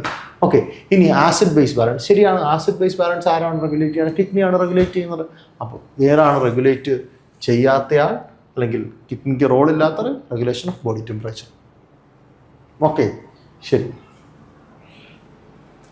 ഓക്കെ, അടുത്ത ക്വസ്റ്റ്യനിലേക്ക് പോകാം. Okay, the excretory structure found in insect. ഇൻസെക്റ്റുകളിൽ കാണപ്പെടുന്ന excretory structure. The excretory structure found in insect. ഇൻസെക്റ്റുകളിൽ കാണപ്പെടുന്നത് ഏതാണ്? നമുക്കറിയാം, ഇൻസെക്റ്റ് എന്ന് പറഞ്ഞാൽ ഏതാണ്? ആർത്രോപോഡ്. ആർത്രോപോഡിൽ ആരാണ്? Malpighian tubules. അപ്പോൾ നോക്കി, ആൻറ്റിനൽ ഗ്ലാൻസും കാണുന്നതല്ലേ? ആൻറ്റിനൽ ഗ്ലാൻസ് ആർത്രോപോഡയിലുണ്ട്. ആൻറ്റിനൽ ഗ്ലാൻസിൻ്റെ മറ്റൊരു പേരാണ് ഗ്രീൻ ഗ്ലാൻസ്. ആ ഗ്രീൻ ഗ്ലാൻസും എവിടെയുണ്ട്? ആർത്രോപോഡയിലുണ്ട്. പക്ഷേ അത് ആർക്കാണ്? ക്രസ്റ്റേഷ്യൻസിനാണ് കാണുക. നമ്മുടെ ഈ കൊഞ്ച് പോലുള്ള ഓർഗാനിസംസിനാണ് എന്ത് ചെയ്യുക? അത് കാണുക. അപ്പോൾ അത് പ്രത്യേകം പറയണം, ഇൻസെക്റ്റുകളല്ല. ഇൻസെക്റ്റുകളുടെ എന്ത് തന്നെയാണ്? മാൽപിജിയൻ ട്യൂബ്യൂൾ തന്നെയാണ്, സംശയമില്ല. ആർത്രോപോഡയിൽ വരുന്ന രണ്ട് എക്സ്ക്രീറ്ററി സ്ട്രക്ചേഴ്സാണ് ഈ പറയുന്ന മാൽപിജിയൻ ട്യൂബ്യൂൾസും ആൻറ്റിനൽ ഗ്ലാൻസ് എന്നറിയപ്പെടുന്ന ഗ്രീൻ ഗ്ലാൻസ്. ഓക്കെ, അപ്പോൾ ഇത് രണ്ടും ആർത്രോപോഡിൻ്റെ ആണ്. പക്ഷെ പ്രശ്നം അതല്ല, ആർത്രോപോഡിൻ്റെ ആയിരിക്കുകയും ആർത്രോപോഡയിലെ ക്രസ്റ്റേഷ്യൻസിൻ്റെ ആണ് ആര്? ആൻറ്റിനൽ ഗ്ലാൻസും ഗ്രീൻ ഗ്ലാൻസും. ആർത്രോപോഡയുടെ എല്ലാവരെയും നമ്മൾ എന്ത് പറയാറില്ല? ഇൻസെക്റ്റ് എന്ന് പറയാറില്ല. അത് ഓർത്തിരിക്കുക. ഇൻസെക്റ്റുകളുടെ ഫൈലമാണ് ആർത്രോപോഡ എന്ന് പറയും. പക്ഷെ ആർത്രോപോഡയിലുള്ള എല്ലാവരും എന്തല്ല? ഇൻസെക്റ്റ് അല്ല എന്നുള്ള കാര്യങ്ങൾ ഓർത്തിരിക്കുക. അപ്പോൾ ഇൻസെക്റ്റ് ആരുടെയാണ്? Malpighian tubule. ഇൻസെക്റ്റുകളുടെ ഫൈലമാണെന്ന് ചോദിച്ചാൽ എന്താ? ഒരു സംശയം ഇല്ല, നമുക്ക് പറയാം ആർത്രോപോഡയാണ്. പക്ഷെ ആർത്രോപോഡയിലുള്ള എല്ലാവരെയും നമുക്ക് ഇൻസെക്റ്റായി കണക്കാക്കാറില്ല കേട്ടോ. അതും കൂടെ ഒന്ന് ഓർത്തിരിക്കുക. അത് നിങ്ങൾക്ക് ചോദിക്കില്ല, ഞാൻ ഹൈ ലെവലായിട്ട് പറഞ്ഞതേ ഉള്ളൂ. ശരി, ഇത് നിങ്ങളെ സംബന്ധിച്ച മാറ്ററേ അല്ല. അടുത്തത് യുറീമിയ. നോക്ക്, യുറീമിയ. നോക്ക്, മിയ എന്ന വാക്കിൻ്റെ അർത്ഥം that is something related to blood. ഇപ്പോൾ ഹൈപ്പോഗ്ലൈസീമിയ, ബ്ലഡിൽ ഗ്ലൂക്കോസിൻ്റെ അളവ് കുറയുന്നു. ഹൈപ്പർഗ്ലൈസീമിയ, ബ്ലഡിൽ ഗ്ലൂക്കോസിൻ്റെ അളവ് കൂടുന്നു. ഓക്കെ, അപ്പോൾ യുറീമിയ എന്ത്? ബ്ലഡിൽ ആര് കൂടുന്നു? യൂറിയയുടെ അളവ് കൂടുന്നു. യുറീമിയ എന്ന് കേൾക്കുമ്പോൾ യൂറിനിൽ ഉണ്ടാകുന്ന വ്യത്യാസമാണെന്ന് വിചാരിക്കുമല്ല. യുറീമിയ എന്ന് പറഞ്ഞാൽ ആര്? യുറീമിയ എന്ന് പറഞ്ഞാൽ മിയ മീൻസ് ബ്ലഡ്. ബ്ലഡിൽ ആര് കൂടുന്നു? യൂറിയയുടെ അളവ് കൂടുന്നു. ഓക്കെയാണോ? ശരി. അപ്പോൾ എവിടെ എക്സസ് യൂറിയ ഇൻ യൂറിൻ ആണോ? അല്ല. നമ്മൾ ചിലപ്പോൾ ആരും കാണുമ്പോൾ അറിഞ്ഞിരിക്കുകയും that is excess urea in blood. Urine excess urea in blood. Uremia is a condition resulting from the kidney malfunctioning with toxic urea build-up in blood. അപ്പം യൂറിയ നമുക്ക് കിഡ്നിയിലൂടെ പുറത്ത് കളയേണ്ടതാണെന്ന് ഞാൻ പറഞ്ഞു. തുടക്കം പറഞ്ഞു നമ്മൾ യൂറിയോട്ടലിക്കാണ്. പക്ഷേ ആ കിഡ്നി ഫങ്ഷൻ ചെയ്യാതിരുന്നാൽ രക്തത്തിൽ ആരുടെ അളവ് കൂടും? യൂറിയയുടെ അളവ് കൂടും. പിന്നെ അപ്പോൾ നമ്മൾ എന്ത് ചെയ്യേണ്ടി വരും? ഡയാലിസിസ് ചെയ്യേണ്ടി വരും. അപ്പോൾ ഡയാലിസിസിനെ നമ്മൾ ഏത് കണ്ടീഷനിലാണ് ഉപയോഗിക്കുക? Uraemia condition. ബ്ലഡിൽ യൂറിയ വരുന്ന കണ്ടീഷനിലാണ് നമ്മൾ ആരും ഉപയോഗിക്കുന്നത്, ഡയാലിസിസ് ഉപയോഗിക്കുക. ഡയാലിസിസ് ചെയ്തിട്ടും രക്ഷയില്ല, കിഡ്നി കംപ്ലീറ്റ് ഫെയില്യൂറായി, അക്യൂട്ട് ഫെയില്യൂറായി എങ്കിൽ നമ്മൾ എന്ത് ചെയ്യും? കിഡ്നി ട്രാൻസ്പ്ലാന്റേഷൻ നടത്തും. ആർട്ടിഫിഷ്യൽ കിഡ്നി എന്ന് പറയുന്നത് ഡയാലിസിസ് തന്നെയാണ്. നമ്മൾ എന്ത് ചെയ്യും? കിഡ്നി ട്രാൻസ്പ്ലാന്റേഷൻ നടത്തും. ഓക്കെ, മറക്കില്ല എന്ന് വിചാരിക്കും. അപ്പോൾ യുറീമിയ എന്ന് പറയുന്ന കണ്ടീഷൻ എന്താ? യൂറിയ ഇൻ എവിടെ? ബ്ലഡ്. മിയ മീൻസ് ബ്ലഡ് നോക്ക് കേട്ടോ. അടുത്തത്, which organ produces urea in the human body? നോക്ക്, ട്രിക്കി ക്വസ്റ്റ്യൻ. യൂറിയ എക്സ്ക്രീറ്റ് ചെയ്യുന്ന ഓർഗൺ ആരാ? നമ്മൾ പഠിച്ചു, കിഡ്നിയാണ് ആരെ എക്സ്ക്രീറ്റ് ചെയ്യുന്നത്? യൂറിയ എക്സ്ക്രീറ്റ് ചെയ്യുന്നത് സംശയമില്ല, കിഡ്നിയാണ് യൂറിയ എക്സ്ക്രീറ്റ് ചെയ്യുന്നത്. പക്ഷേ യൂറിയ ഉണ്ടാക്കുന്നത് ആര്? എക്സ്ക്രീറ്റ് ചെയ്യുന്നത് കിഡ്നി എക്സ്ക്രീറ്റ് ചെയ്യുന്ന വേസ്റ്റ് യൂറിയ. അപ്പോൾ നമ്മുടെ സംശയം, ഈ യൂറിയ എക്സ്ക്രീറ്റ് ചെയ്യുന്നത് കിഡ്നി അല്ലേ, അപ്പോൾ നമ്മുടെ ശരീരത്തിൽ യൂറിയ ഉണ്ടാക്കുന്നത് കിഡ്നി അല്ലേ എന്നൊരു സംശയം വരും. അവിടെ വെച്ച് നമ്മൾ തെറ്റിപ്പോവും. ഇത്രയും നമ്മൾ പഠിച്ചിട്ട് പോയിട്ടതാ ഈ ചോദ്യം ചോദിച്ചു കഴിഞ്ഞാൽ നമ്മുടെ കാര്യം കഷ്ടത്തിലാവും. ആരാണ് യൂറിയ ഉണ്ടാക്കുക? യൂറിയ സൈക്കിൾ എന്നൊക്കെ പറഞ്ഞ് നിങ്ങൾ ഡിഗ്രിയിലൊക്കെ അല്ലെങ്കിൽ പഠിക്കാനുണ്ട്. യൂറിയ എന്ന് പറഞ്ഞു കഴിഞ്ഞാൽ നോക്ക്, യൂറിയ ഉണ്ടാക്കുന്നത് ലിവറാണ്. നമ്മളുടെയും വേസ്റ്റ് മെറ്റീരിയൽ മറ്റ് ജീവജാലങ്ങളെപ്പോലെ അല്ലെങ്കിൽ അക്വാട്ടിക് ഫിഷസിനെ പോലെ, ബോണി ഫിഷസിനെയൊക്കെ പോലെ നമ്മുടെയും അമോണിയ തന്നെയാണ്. ആ അമോണിയ പുറത്തേക്ക് കളയാൻ പറ്റാത്തതുകൊണ്ട് അമോണിയയെ ലിവറിൽ വെച്ച് കൺവേർട്ട് ചെയ്യും. അമോണിയ എന്താക്കി കൺവേർട്ട് ചെയ്യും? യൂറിയാക്കി കൺവേർട്ട് ചെയ്യും. എന്നിട്ട് ആ യൂറിയയാണ് നമ്മൾ കിഡ്നിയിലൂടെ പുറത്ത് കളയുന്നത്. അപ്പോൾ ചോദ്യം, യൂറിയ ഉണ്ടാക്കുന്നത് ആര്? ലിവർ. യൂറിയ ഉണ്ടാക്കുന്നത് ആര്? ലിവർ. എവിടെയാണ് കൺവേർട്ടേഷൻ നടക്കുക? അമോണിയയുടെ യൂറിയയായി, അല്ലെങ്കിൽ അമോണിയ വേസ്റ്റ്, നൈട്രജനസ് വേസ്റ്റിൻ്റെ കൺവേർഷൻ എവിടെയാണ് നടക്കുക? ലിവറിലാണ്. ലിവറിന് ഒരുപാട് റോളുണ്ട് കേട്ടോ. ലിവറാണ് ഏറ്റവും എഫക്റ്റ് ചെയ്യുക. നമുക്ക് ഒരു കാര്യം കൂടെ, ഇത് പറഞ്ഞ ശരിക്കും ഒരു കാര്യം കൂടെ പറയാം. നമ്മൾ കഴിക്കുന്ന ഭക്ഷണം ആദ്യമായി എങ്ങോട്ടായിരിക്കും എത്തുക? ലിവറിലേക്കാണ് എത്തുക. ആ സിസ്റ്റത്തെയാണ് എന്ന് പറഞ്ഞാൽ ബ്ലഡ്, നമ്മുടെ വയറ്റിലുള്ള ഒരുപാട് ബ്ലഡ് വെസൽസിന് ആരുമായി കണക്ഷനുണ്ട്? ലിവറുമായി കണക്ഷനുണ്ട്. അപ്പോൾ ആ ബ്ലഡ് വെസൽ, നമ്മൾ കഴിക്കുന്ന ഭക്ഷണം ആദ്യം ഈ ബ്ലഡ് വെസൽസ് വഴി ലിവറിലെത്തും. ലിവർ അതിനെ ഡീടോക്സിഫിക്കേഷൻ നടത്തും. ആ സിസ്റ്റത്തെയാണ് ഹെപ്പാറ്റിക് പോർട്ടൽ സിസ്റ്റം എന്ന് വിളിക്കുക. Hepatic portal system. ഹെപ്പാറ്റോസൈറ്റ് എന്ന് പറയും. ഹെപ്പാറ്റോസൈറ്റ്സ് എന്ന് പറയും ലിവറിൻ്റെ സെൽസിലേക്ക്. അപ്പോൾ ലിവറിലേക്ക് കൊടുക്കുന്ന ബ്ലഡ് വെസൽ, ലിവറിനെയും ഇൻഡസ്ട്രീനെയും തമ്മിൽ കണക്ട് ചെയ്യുന്ന ബ്ലഡ് സർക്കുലേറ്ററി സിസ്റ്റത്തിൻ്റെ പേരാണ് ഹെപ്പാറ്റിക് പോർട്ടൽ സിസ്റ്റം. ഓക്കെ, അതുകൊണ്ടാണ് നമ്മൾ എന്ത് വിഷമുള്ള കഴിച്ചാലും അത് ആദ്യം ആരെ എഫക്റ്റ് ചെയ്യുന്നത്? ലിവറിനെ എഫക്റ്റ് ചെയ്യുന്നത്. കൊഴുപ്പ് കൂടുതൽ കഴിച്ചാൽ ആരെ എഫക്റ്റ് ചെയ്യുന്നത്? ലിവറിനെ എഫക്റ്റ് ചെയ്യും. ഓയിലി ഫുഡ് കൂടുതൽ കഴിച്ചാൽ ലിവറിനെ എഫക്റ്റ് ചെയ്ത് ഫാറ്റി ലിവർ ആവുന്നത്. ഓക്കെ, ലിവറിന് ഒരുപാട് റോൾസ് ഉണ്ട് എന്നുള്ള കാര്യം കൂടെ എന്ത് ചെയ്യുക? ഒന്ന് ഓർത്തിരിക്കുക. അടുത്തത്, which blood vessels carries blood away from the glomerulus? ഗ്ലോമറുലസിൽ, കിഡ്നി എന്നല്ല, ഗ്ലോമറുലസിൽ കിഡ്നിയിലേക്ക് കൊണ്ടുവരുന്ന റീനൽ ആർട്ടറി, കൊണ്ടുപോകുന്നത് റീനൽ വെയിൻ. ഇത് ഗ്ലോമറുലസിലേക്ക് കൊണ്ടുവരുന്നത് അഫറൻ്റ് ആർട്ടീരിയോൾ, കൊണ്ടുപോകുന്ന ഡിഫറൻ്റ് ആർട്ടീരിയോൾ. ഓക്കെ, അപ്പോൾ കൊണ്ടുവരുന്ന ക്യാരി അവേ ഫ്രം ഗ്ലോമറുലസ് ആരാണ്? Different arteriole. ഇത് ബ്രാഞ്ച് ചെയ്താണ് പെരിട്യൂബുലർ കാപ്പിലറീസ് ഉണ്ടാകുന്നത്. ആ പെരിട്യൂബുലർ കാപ്പിലറീസ് എൻലീസ് ലൂപ്പിൻ്റെ അടുത്ത് ഒരു വാസാറക്റ്റ് ആവും എന്നൊക്കെ നേരത്തെ പറഞ്ഞു കേട്ടോ, ഓർക്കുക. ശരി, അടുത്തത്, filtration in the kidney is a selective process, a non-selective process, an active process, incomplete in urine formation. Okay, filtration. ഒന്നാമത്തെ സ്റ്റെപ്പാണ് യൂറിൻ ഫോർമേഷൻ്റെ ഗ്ലോമറുലാർ ഫിൽട്രേഷൻ.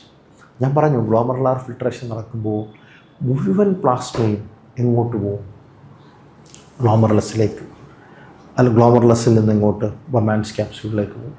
അപ്പോൾ പ്ലാസ്മ മുഴുവൻ, പ്ലാസ്മ എക്സെപ്റ്റ് പ്ലാസ്മ പ്രോട്ടീൻ, അതിനെയാണ് ഗ്ലോമറുലാർ ഫിൽട്രേറ്റ് എന്ന് പറയുക.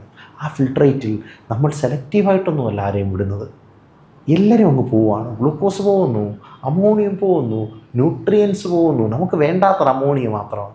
വാട്ടർ പോകുന്നു, നമുക്ക് വേണ്ട സാധനത്തെ കൂടെ എന്ത് ചെയ്യുന്നു? തള്ളിവിടുന്നു. അപ്പോൾ അത് സെലക്റ്റീവാണോ? സെലക്റ്റീവാണെങ്കിൽ വേണ്ടാത്തതിന് മാത്രം കളഞ്ഞാൽ പോരെ, അല്ലേ? യൂറിൻ ഫോർമേഷൻ്റെ ഫസ്റ്റ് സ്റ്റെപ്പ് ഓർത്ത് നോക്കുക. യൂറിൻ ഫോർമേഷൻ്റെ ഫസ്റ്റ് സ്റ്റെപ്പ് എന്തായിരുന്നു? Glomerular filtration. അതിൽ ബ്ലഡിലുള്ള പ്ലാസ്മയെ, ഒട്ടുമിക്ക പ്ലാസ്മയും എക്സെപ്റ്റ് പ്ലാസ്മ പ്രോട്ടീനെയും നമ്മൾ എന്ത് ചെയ്യുന്നു, ബൊമാൻസ് ക്യാപ്സ്യൂളിലേക്ക് കളയുന്നു. ഓർത്ത് നോക്കണം കേട്ടോ, അല്ലാതെ ഒന്നും ചെയ്യാൻ പറ്റില്ല. സംശയം ഉണ്ടെങ്കിൽ ചോദിക്കുക, പ്രത്യേകം അല്ലെ ക്ലാസ് പോലെ എന്തെങ്കിലും അറേഞ്ച് ചെയ്യാം. ഇത് കേൾക്കും. ഇതിപ്പോൾ നമ്മൾ റിവിഷൻ കഴിഞ്ഞ് പഠിക്കുകയാണ്, ക്വസ്റ്റ്യൻ വർക്കൗട്ട് ചെയ്യും. ഓക്കെ, അപ്പോൾ എങ്ങനെയാണ് സെലക്റ്റീവാണോ നോൺ സെലക്റ്റീവാണോ? സെലക്റ്റീവ് ആണെങ്കിൽ നമുക്ക് ആവശ്യമുള്ളതിന്, നമുക്ക് ശരീരത്തിൽ വേണ്ടാത്തതിനെ മാത്രം കളഞ്ഞാൽ പോരെ. So it is not selective. Selective process അല്ല, എ നോൺ സെലക്റ്റീവ് പ്രോസസ്സ്. അപ്പോൾ യൂറിൻ ഫോർമേഷൻ ബാക്കിയുള്ള സ്റ്റെപ്പുകളൊക്കെ സെലക്റ്റീവാണ്. പക്ഷേ യൂറിൻ ഫോർമേഷൻ്റെ ഏത് സ്റ്റെപ്പ്, ഫസ്റ്റ് സ്റ്റെപ്പ് എന്താണ്, നോൺ സെലക്റ്റീവ്. എല്ലാവരും വരും. എന്നിട്ട് ഒട്ടുമുക്ക ആളുകളെ റീഅബ്സോർബ്. അതുകൊണ്ടാണ് ഏറ്റവും കൂടുതൽ റീഅബ്സോർപ്ഷൻ എവിടെ കൂടുതലെന്ന് ഞാൻ പറഞ്ഞത്, പ്രോക്സിമൽ കൺവല്യൂട്ടഡ് ട്യൂബ്യൂൾ. മുമ്പേ ചെയ്ത ക്വസ്റ്റ്യൻ ഓർത്ത് നോക്കുക. ഓക്കെ, മുമ്പേ എന്ന് പറയാൻ കുറച്ച് മുമ്പേ ചെയ്ത ക്വസ്റ്റ്യൻസ്. അടുത്ത യൂറിൻ ഫോർമേഷൻ. അപ്പോൾ യൂറിൻ ഫോർമേഷൻ വളരെ ഇമ്പോർട്ടൻ്റ് ആണ്. NCERT text book. Okay, the first urine formation involves ആരൊക്കെയാണ്? ഒന്നാമത്തെ സ്റ്റെപ്പ് ഗ്ലോമറുലാർ ഫിൽട്രേഷൻ, രണ്ടാമത്തെ സ്റ്റെപ്പ് ഗ്ലോമറുലാർ റീഅബ്സോർപ്ഷൻ, മൂന്നാമത്തെ സെക്രീഷൻ.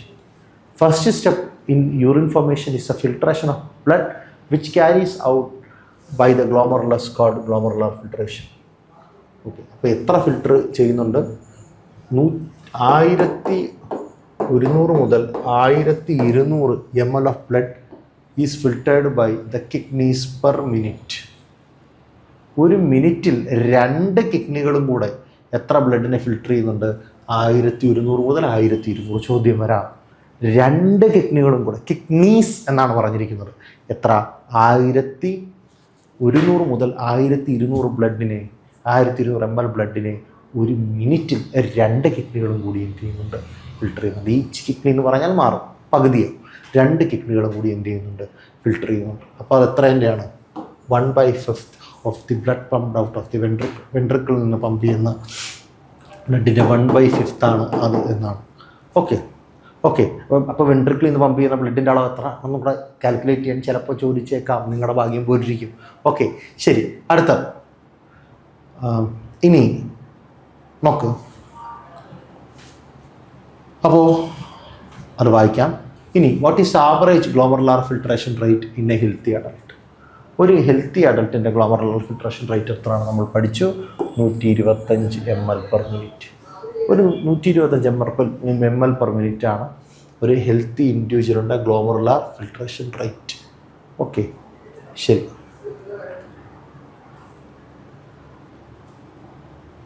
അടുത്ത which of the following animal is a ureotelic? Ureotelic ആയിട്ടുള്ളത് ആരാണ്? യൂറിയോട്ടലിക് ആയിട്ടുള്ളത് നേരത്തെ പറഞ്ഞു ആംഫീബിയൻസ് അമോണോട്ടലിക്കാണ്. അതായത് ഇപ്പോൾ പറയുന്നു ആംഫീബിയൻസ് യൂറിയോട്ടലിക്കാണ്. ഏത് ആംഫീബിയൻസ്? അക്വാട്ടിക് ആംഫീബിയൻസ് എന്താണ്? അമോണോട്ടലിക്കാണ്. വെറും ആംഫീബിയൻസ് പോലെ ഫ്രോഗൊക്കെ വന്നാൽ അത് ഏതാണ്? യൂറിയോട്ടലിക്കാണ്. ഓക്കെ, ഫിഷസ് അമോണോട്ടലിക് എന്ന് പറയാൻ പറ്റില്ല. ബോണി ഫിഷസ് അമോണോട്ടലിക്, കാർട്ടിലേജിനസ് ഫിഷസ് അല്ലെങ്കിൽ മറൈൻ ഫിഷസ് ഏതാണ്? യൂറിയോട്ടലിക്കാണ്. അത് ഓർത്തിരിക്കുക. റെപ്റ്റൈൽസ് യൂറിയോട്ടലിക്കും ഉണ്ട്, യൂറിക്കോട്ടലിക്കും ഉണ്ട്. ഞാൻ അതും പറഞ്ഞു. പല്ലിയുടെ കാര്യമൊക്കെ ഞാൻ പറഞ്ഞു. ഓക്കെ, ശരി. അടുത്തതാരാ? ബേർഡ്സ് എന്താണ്? യൂറിക്കോട്ടലിക്കാണ്. ശരി. അടുത്തത് which excretory products is least toxic and required minimum water? That is ammonia. വളരെ കുറച്ച് മാത്രം വാട്ടർ വേണ്ടവർക്കാണ് അമോണിയ. സോറി ലീസ്റ്റ് ടോക്സിക് എന്നാണ് വെച്ചാൽ which excretory product is least toxic and require minimum amount of ammonia. ഏറ്റവും കുറച്ച് ടോക്സിക് ആയിട്ടുള്ള ആരാണ്? Uric acid. ഓക്കെ, ശരി. അടുത്തത് the main nitrogenous waste in മാമൽസിലെ ആരാണ്? ഞാൻ പറഞ്ഞു യൂറിയ. നമ്മൾ ഉൾപ്പെടെയുള്ള മാമൽ ആരാണ്? യൂറിയ. ഓക്കെ, അവരെ യൂറിയോട്ടലിക് എന്നും പറഞ്ഞു. അടുത്ത ചോദ്യം, the function of juxtaglomerular cells includes. നോക്ക്, ഞാൻ പറഞ്ഞു ജെക്സ്ട്രാഗ്ലോമറുലാർ സെൽസ് എന്ന് പറഞ്ഞാൽ ജെക്സ്ട്രാഗ്ലോമറുലാർ അപ്പാരറ്റസിൻ്റെ സെൽസാണ്. അവരെയാണ് കിഡ്നിയിലെ പല കാര്യങ്ങളും സെൻസ് ചെയ്യുന്നത്. എന്താണ് ജെക്സ്ട്രാഗ്ലോമറുലാർ അപ്പാരറ്റസ്? അഫറൻറ്റ് ആർട്ടീരിയോളും ഡിസ്റ്റൽ കൺവല്യൂട്ടഡ് ട്യൂബ്യൂളും കൂടെ ചേരുന്ന ഭാഗമാണ് ആര്? ജെക്സ്ട്രാഗ്ലോമറുലാർ അപ്പാരറ്റസ്. ആ ഭാഗം നമ്മുടെ കിഡ്നിയിൽ ബ്ലഡ് കുറയുകയോ കൂടിയോ, പ്രഷർ കുറയുകയോ കൂടിയോ സെൻസ് ചെയ്യും. സെൻസിയറിട്ട് റെനിനെ സെക്രീറ്റ് ചെയ്യും. റെനിൻ എന്ന് പറയുന്ന ഹോർമോണെ സെക്രീറ്റ് ചെയ്യും. ഓക്കെ, അപ്പോൾ റെനിൻ എന്ന് പറയുന്ന ഹോർമോണാണ് പിന്നീട് നമ്മുടെ റെനിൻ ആൻജിയോടെൻസിൻ ആൽഡോസ്റ്റിറോൺ മെക്കാനിസം എന്ന് പറയുന്ന മെക്കാനിസത്തിന് സഹായിക്കുന്നു. ഓക്കെ, അപ്പോൾ ആരാണ് റെനിനെ സെക്രീറ്റ് ചെയ്യുന്നത്? ആരാണ്? Juxtaglomerular cells. അപ്പോൾ ഏതാണ്? The juxtaglomerular cells release renin in to the blood to regulate blood pressure അല്ലെങ്കിൽ blood flow and pressure. Okay, തെറ്റിക്കില്ല എന്ന് വിചാരിക്കുന്നു. അടുത്തത്, which structure in the nephron is impermeable to water? ആരാണ് ഇംപെർമിബിൾ ടു വാട്ടർ? ഞാൻ പറഞ്ഞു descending limb is Henle's to piece permeable to water and impermeable to electrolyte. The ascending limb of Henle's to piece permeable to electrolyte but impermeable to water. അപ്പോൾ ആരാണ്? The ascending limb of Henle's to is എന്താ? Impermeable to water. ഓർത്തിരിക്കും. ശരി. അടുത്തത്, which of the following is not part of human excretory system? Human excretory സിസ്റ്റത്തിൻ്റെ ഭാഗമല്ല. Human excretory സിസ്റ്റത്തിൽ ആരുണ്ട്? ഞാൻ തുടക്കമേ പറഞ്ഞു, a pair of kidneys, a pair of ureters, a urinary bladder, a യുറൈത്ര.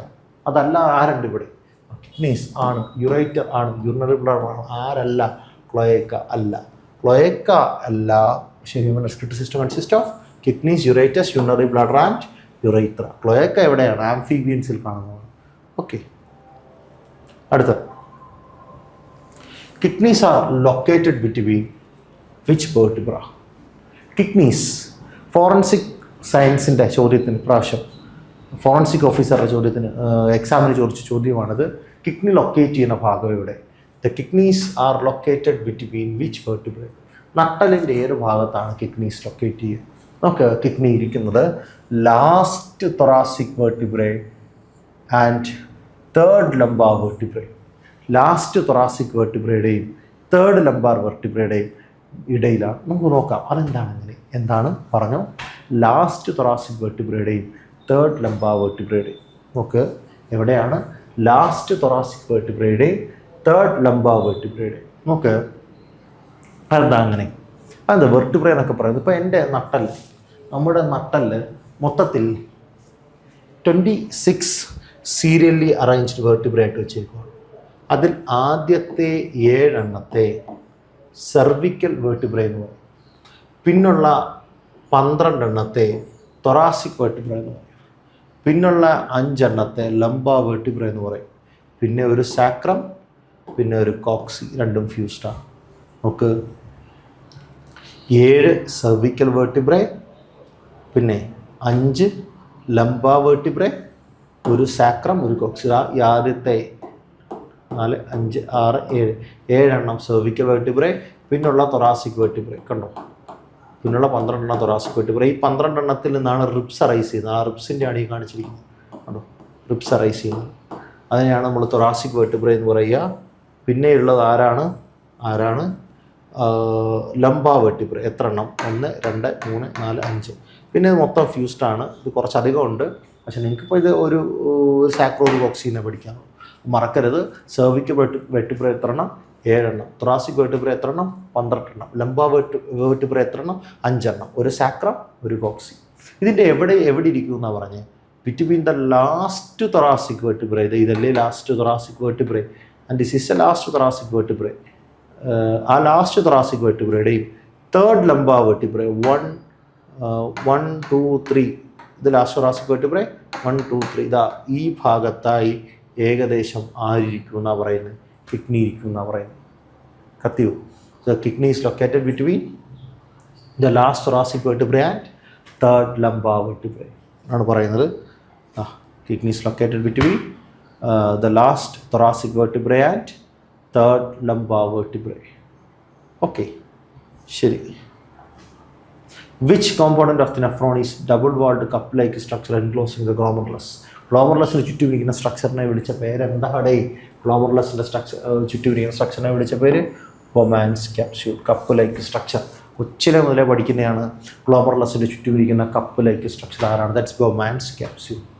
Okay, അവിടെയാണ് ഗ്ലോമറുലാർ ഫിൽട്രേഷൻ ബിഗിൻ ചെയ്യുന്നത്. Filtrate ആദ്യം പോകുന്നത് എങ്ങോട്ടാണ്? ബൊമാൻസ് ക്യാപ്സ്യൂളിലേക്കാണ്.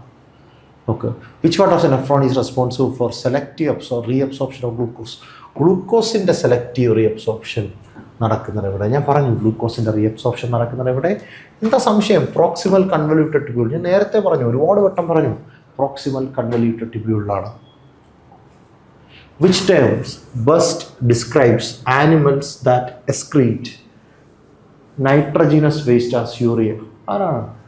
യൂറിക്കോട്ടലിക്കും യൂറിയോട്ടലിക്കും തമ്മിൽ വ്യത്യാസം ഉണ്ടാവും. യൂറിയ എക്സ്ക്രീറ്റ് ചെയ്യുന്നത് യൂറിയോട്ടലിക്. യൂറിക് ആസിഡ് ആണ് ആര്? Uricotelic. That is uric acid. വേറെയാണ് കേട്ടോ. ശരി. Animals like mammals excrete nitrogenous അല്ലെങ്കിൽ nitrogen mainly as urea and are called ureotelic organism. Okay, ശരി. അടുത്താണ് the volume of the filtrate formed per minute. ഒരു മിനിറ്റിൽ ഫോം ചെയ്യുന്ന ഫിൽട്രേറ്റിനെ വിളിക്കുന്ന പേര് SGFR, ഗ്ലോമറുലാർ ഫിൽട്രേഷൻ റേറ്റ്. അതാണ് 125 ml എന്നൊക്കെ നമ്മൾ പഠിച്ചത്. ഓക്കെ, ശരി. അടുത്തത് the hormone aldosterone primarily causes. ആൽഡോസ്റ്റിറോണിൻ്റെ ഫങ്ഷൻ എന്ത്? ഓക്കെ, ആൽഡോസ്റ്റിറോണിൻ്റെ ഫങ്ഷൻ എന്ത്? ശരി.